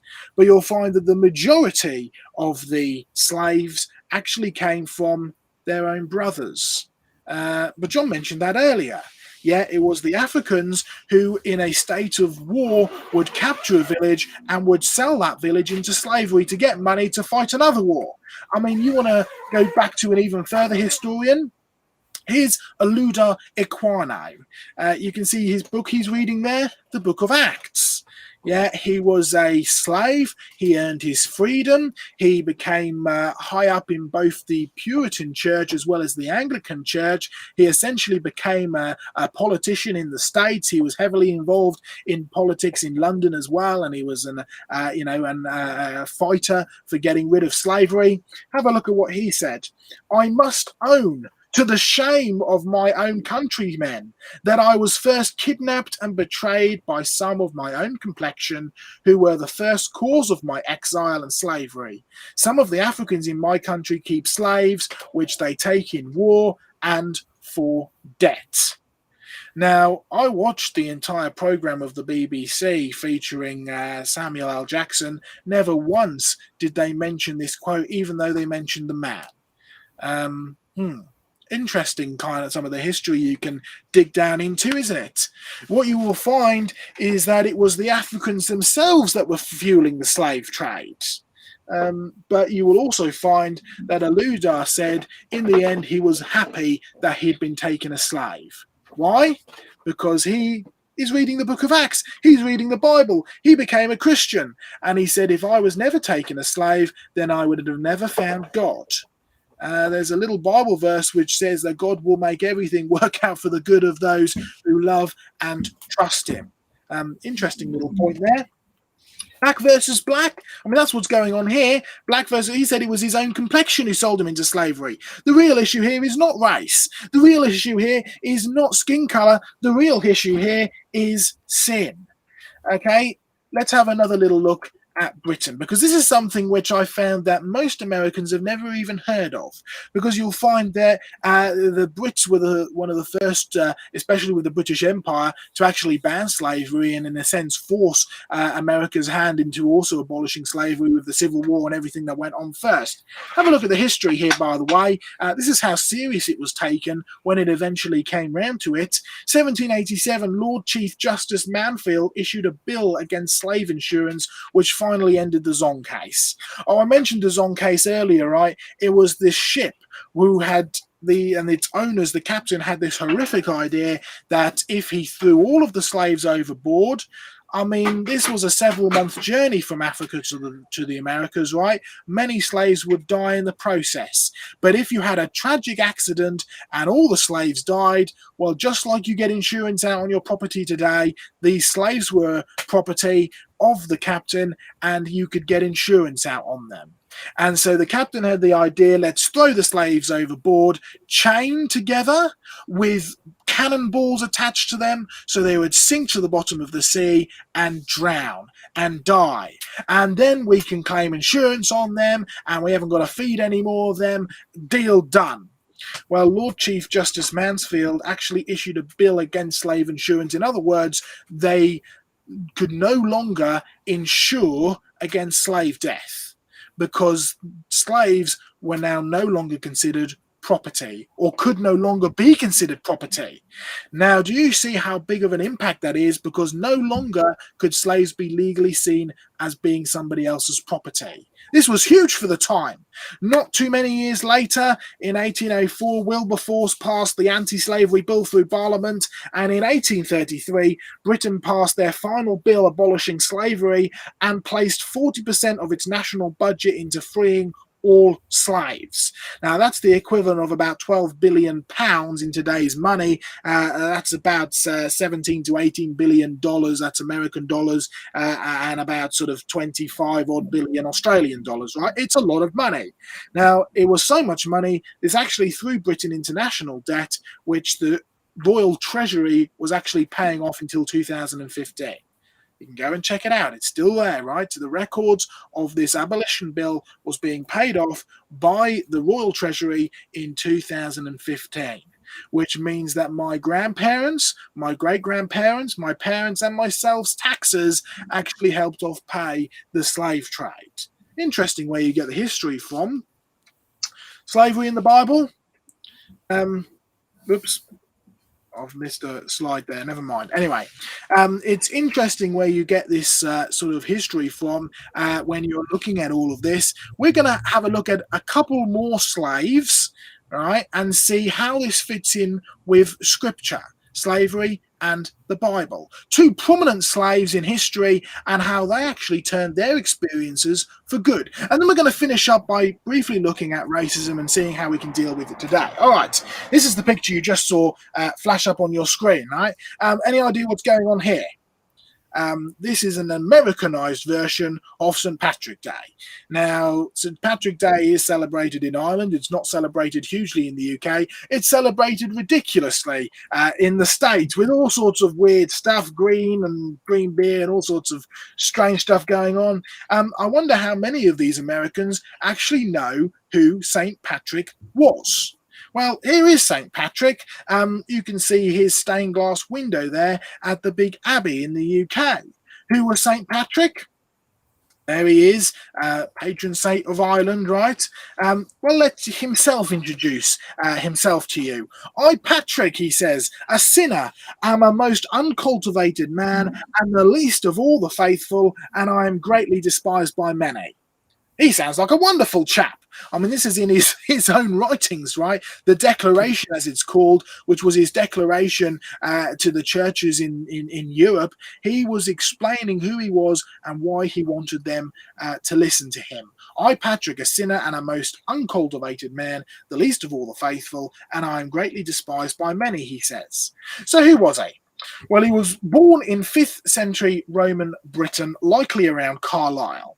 Now, I know this doesn't mean a lot to our worldwide audience, so let me give you a rundown of the British Isles, right, particularly for the Americans. There's the British Isles as we see them today. You've got Scotland up the top, you've got England down the bottom, Wales over to the left-hand side there, and then you've got Ireland. And Ireland is split into two parts. Altogether, these are the British Isles. But you've got Northern Ireland in the top, which is part of the United Kingdom of Great Britain and Northern Ireland. And then you've got the Republic of Ireland down the bottom, which is a separate country and a separate republic all to itself. But altogether, these are the British Isles. And there's England there, there's Scotland, there's Wales, Northern Ireland, Republic of Ireland, and right there at the top there is Carlisle. where St. Patrick was likely born. Although Britain and the British Isles didn't look like this in Patrick's day, this is how it looked because, well, Patrick was right at the end of sort of the Romano-British period when the Romans had kind of packed up and left for home, and you hadn't quite got all of the Anglo-Saxons invading it. It was sort of still a mix of these Romano-Brits. This is what it looked like. There's your main Roman roads. You had the yellow part, which is part of the Roman Empire, was part of the Roman Empire before they retreated. And then you have the green parts, which were the land of the Picts and the Scots. Oh, the Scots lived over in where modern-day Ireland is. The Picts lived up where modern-day Scotland is. And there's an interesting history going on there as well. But the yellow bit is where St. Patrick was born, up near the top in Carlisle. He was brought in what used to be part of the Roman Empire, just there. I forgot I had all of that, never mind. Here's what he said about his life. I was taken captive at 16 years of age. I did not indeed know the true God, and I was taken into captivity in Ireland with many thousands of people. He was a slave. The Irish had come over to England, to Britannia, and they had captured many thousands of people, and they had taken them back to Ireland as slaves, white versus white. He was born in Roman Britain. He was taken captive during a Scot raid, along with many others. And there he said, the Lord opened my mind to an awareness of my unbelief, in order that even so late I might remember my transgressions and turn with all my heart to the Lord my God. It was during his captivity as a slave that he actually became a Christian. Despite this captivity and enslavement, he became a Christian through Christ's calling and Christ's calling only. Wonderful testimony, wonderful story. And never before did these captors know of God except to serve idols and unclean things, he said. But now they have become the people of the Lord and are called the children of God. You see, it turned out that St. Patrick not only was taken captive, when he managed to get his freedom and come back to Britannia, he turned straight back around, went back to Ireland and started preaching the gospel. He returned to Ireland as a missionary, the very place where he'd been taken as a captive. He claimed that his captivity and enslavement was God's plan for bringing the gospel to the Irish. He established churches, he trained leaders, and he set up schools and educational centres. Interesting little bit of history there. What was his message? Well, this is his own writing here, but you can see really clearly where he's actually taking this from. For there is no other God, says St. Patrick, nor ever was before, nor shall be hereafter, but God the Father, unbegotten and without beginning, in whom all things began, whose are all things, as we have been taught, and his Son Jesus Christ, who manifestly always existed with the Father, before the beginning of time in the Spirit with the Father, indescribably begotten before all things, and all things visible and invisible were made by him. It's a reference to John chapter 1, Colossians chapter 1, Jesus Christ is the creator. He was made man, conquered death, and was received into heaven to the Father, who gave him all power over every name in heaven and on earth and in hell, so that every tongue should confess that Jesus Christ is Lord and God, in whom we believe. Interesting little history. And it was his slavery that he claimed was the fuel for actually not only convincing him of a saviour, giving his life to Christ, but he saw it as God's plan of actually taking the gospel to the Irish.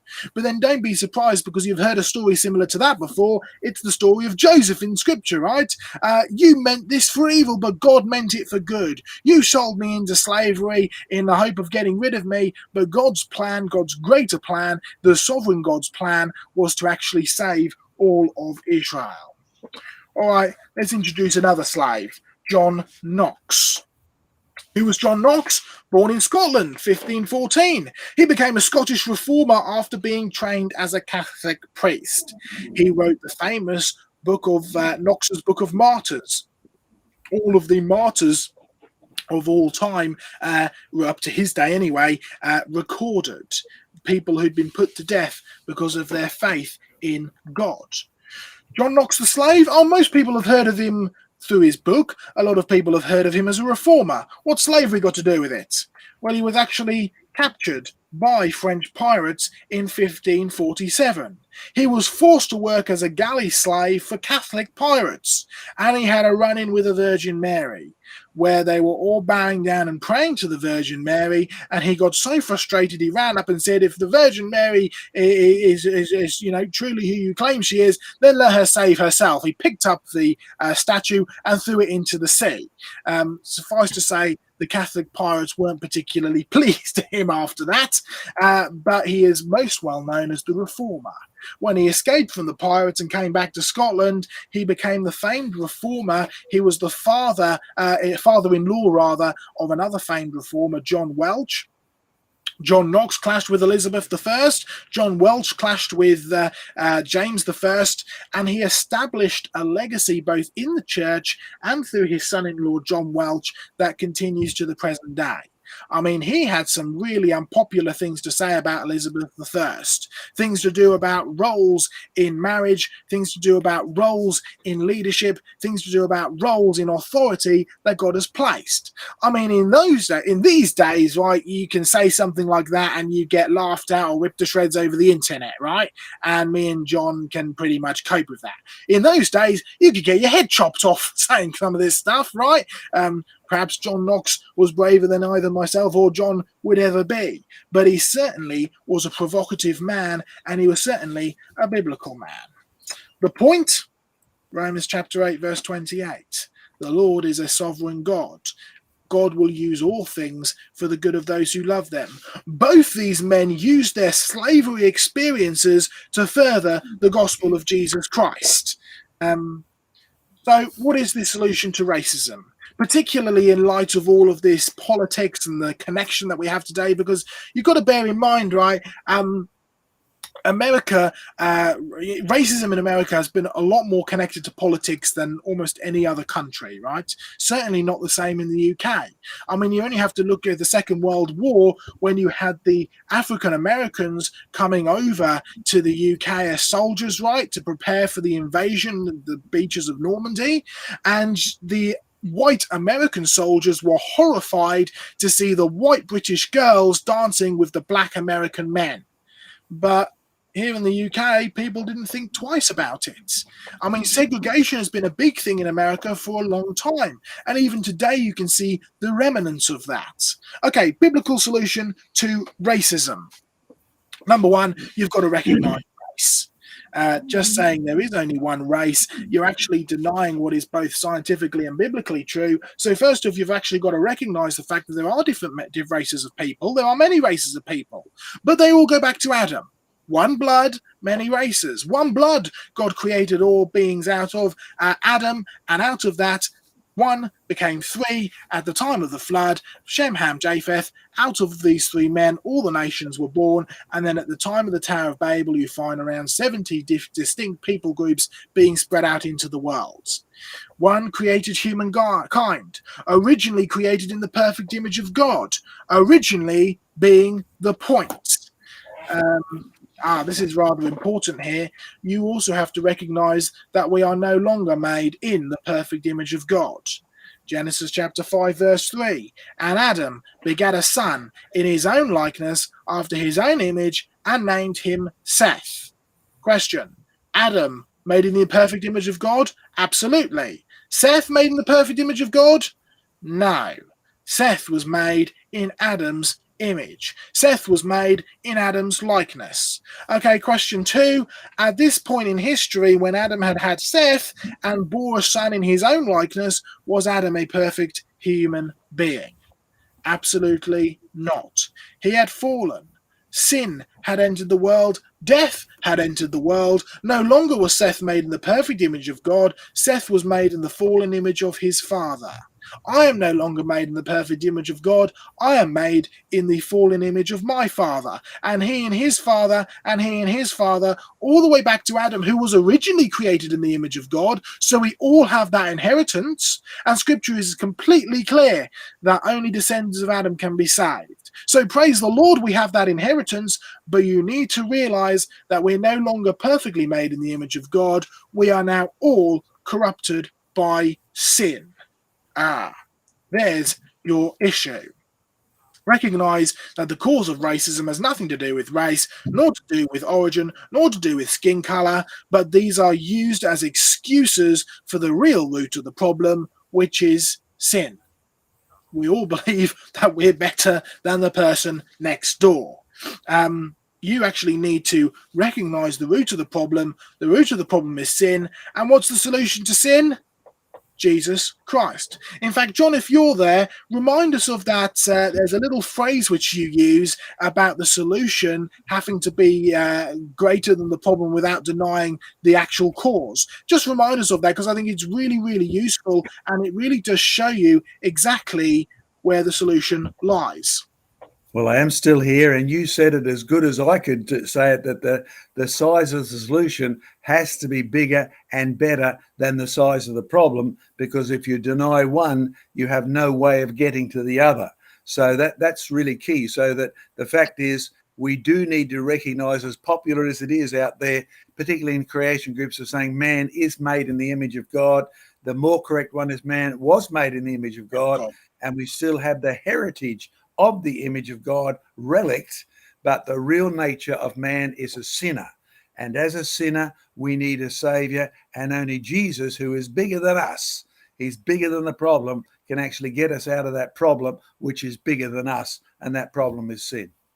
Yeah, and that the solution is Jesus Christ. It's the very same solution that John Knox found. It's the same solution that St. Patrick found, right? The solution is I can find Christ and not only deal with the sin, but I can also use these horrific experiences from the past to actually do something for good.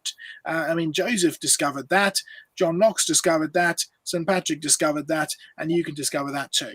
So there's our interesting little discussion for the end of the day. Now, we're running pretty close to the end of time, so maybe we've got enough time for just one question, Sam. Bear in mind, we will, if you have got questions in here, we will come back to them at the next stream or at a stream in the future, so hang on to that. But I do think that we have to finish fairly promptly this evening, and this has been a really big topic. So let's have one more question, and then let's say goodbye for tonight. Have we got a good question there, Sam? I've got a very, very quick question. Teresa Dorman Bailey said, can I get the name of that first black bishop that was referred to earlier? I can look it up for you. Is that your one, Joseph, or the one? I'm pretty sure that was my one. In which case, I can just get it up here. 1 second. I think this is the one that you're referring to, John. He was sort of a bishop slash politician slash advocate for human rights and stuff like that. But he's the one who basically said, I have to admit, it was people of my own complexion, it was my own race, it was my own brothers who actually sold me into slavery in the first place. So I'm pretty sure this is the one that you're referring to, John, but we can check that and put it up as a comment just in case there is another reference. Perfect. And I've got a question here from Owen Taylor. He's wanting to know if there's a list of sources for the presentation that are available. We have a list with these, Joseph. Well, there you go. Yeah. As my farewell gift to you, because I've got another appointment in half an hour. But you can get all those videos on streaming, MP4s, and a lot of issues on our go to creationresearch.net, click on Q&A, insert the word race, color, skin, all of those things, and you get an awful lot of things coming up. So I'll bid you all farewell. I've got another appointment with the headmaster in half an hour, so I'd better not be late or I'll get the cane. Over and out. Catch you later, John. Catch you later. Yeah, John. All right, let's have a look at see if we can get one more question up, and then we better call it a night here as well. But if you do have more questions, obviously go to the Q&A site, send it in to us. But we do keep a record of all the questions we haven't covered, and we will get to them in a future stream. So, Sam, let's have one final question. Yeah, this is sort of a good one from Jim P.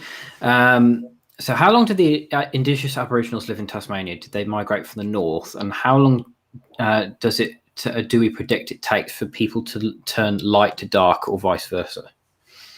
Okay, well, if I have a brief comment of that bottom question, the people to turn light to dark and vice versa, and give you a little bit of a history background, but then I'm going to hand over to Diane, who can go in a bit further into the science, as well as perhaps comment on the Aboriginals in Tasmania and all that. This would be the perfect question for John, but obviously he's not here anymore, so never mind. When we're dealing with this thing from turn from light to dark, again, you've got to try and get out of the evolutionary way of thinking. The idea that skin color is the result of evolution and requires multiple generations to actually get there. I mean, Diane can comment on has actually done a whole program on the genetics and the biology, right, of skin color and the way that it works.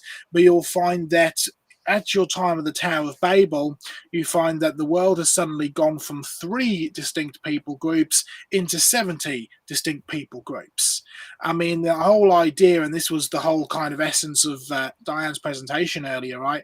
The whole program of evolutionary thinking is that these people evolved in a place or evolved skin color to suit a place, but that doesn't explain why you have the darkest of skins in the middle of the jungle where there's no sunlight, and some of the lightest of skins in places where it can be like warm and stuff. So or how you get the dark skins up in the cold in the Inuit and places like that. So you'll find the reality doesn't really the real world doesn't really line up with this evolutionary thinking.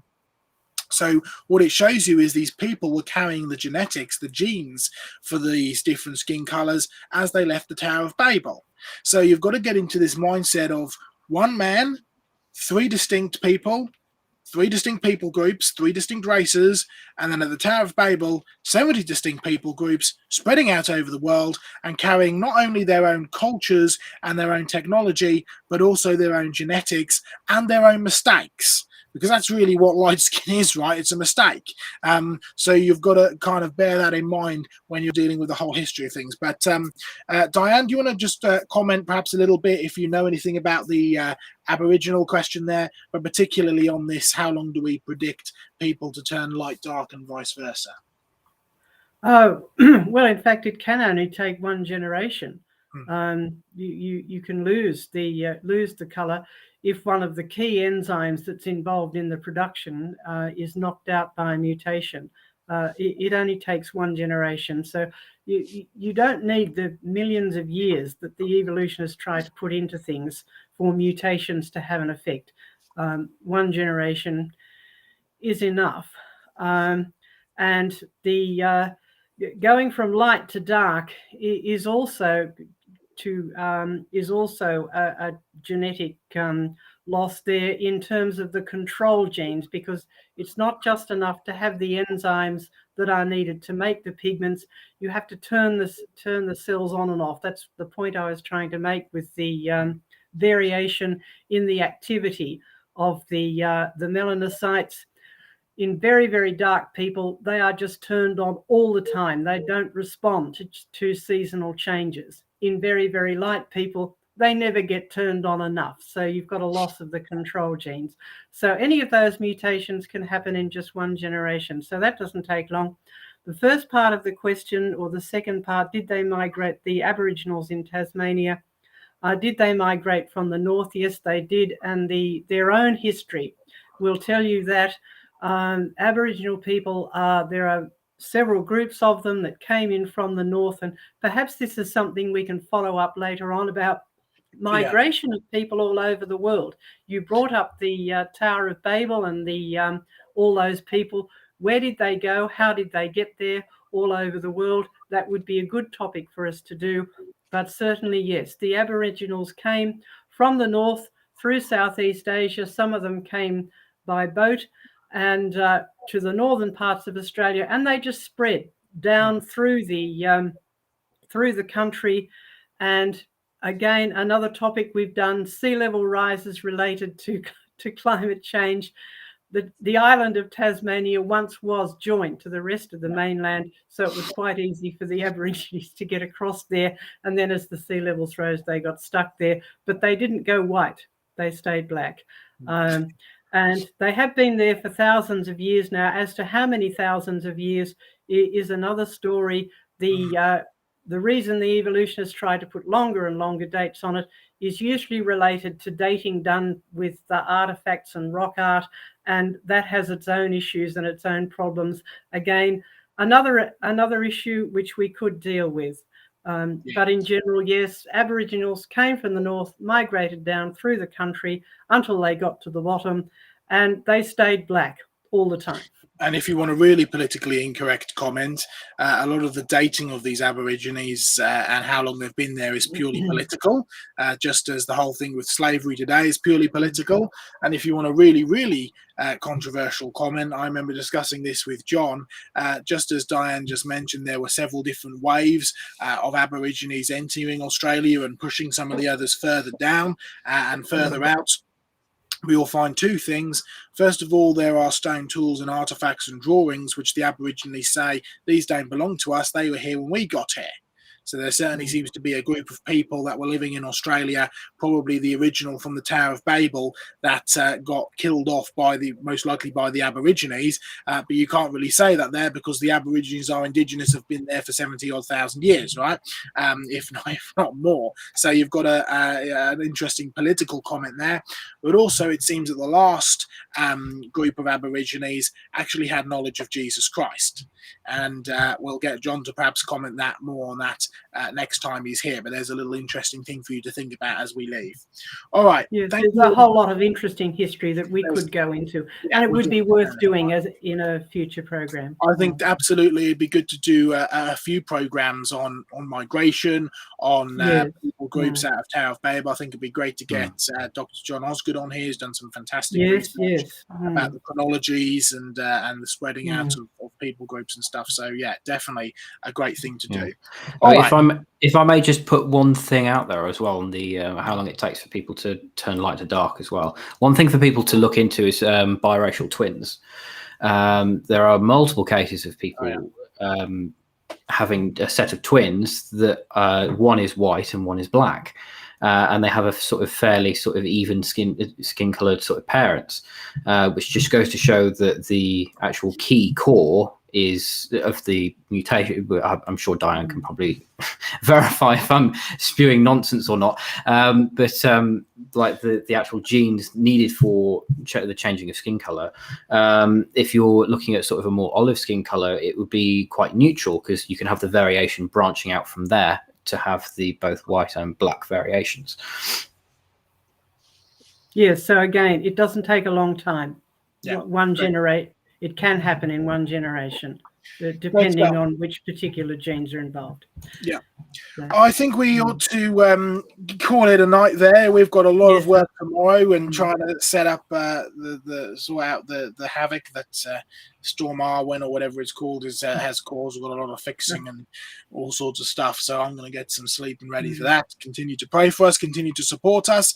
If you can support us financially, there are links to do that in the description of this stream. We will hopefully have a super chat thing up at some point in the next few weeks, so pray much for that. If you can't afford to support us that way, you can also support us by simply liking and sharing this video. That really does help us, so thank you very much. And of course, support us in your prayers as well. Good night, goodbye, good afternoon, wherever you are around the world. We will see you next week at 9 p.m. UK time for our next creation conversations. Catch you later. See ya. Goodbye.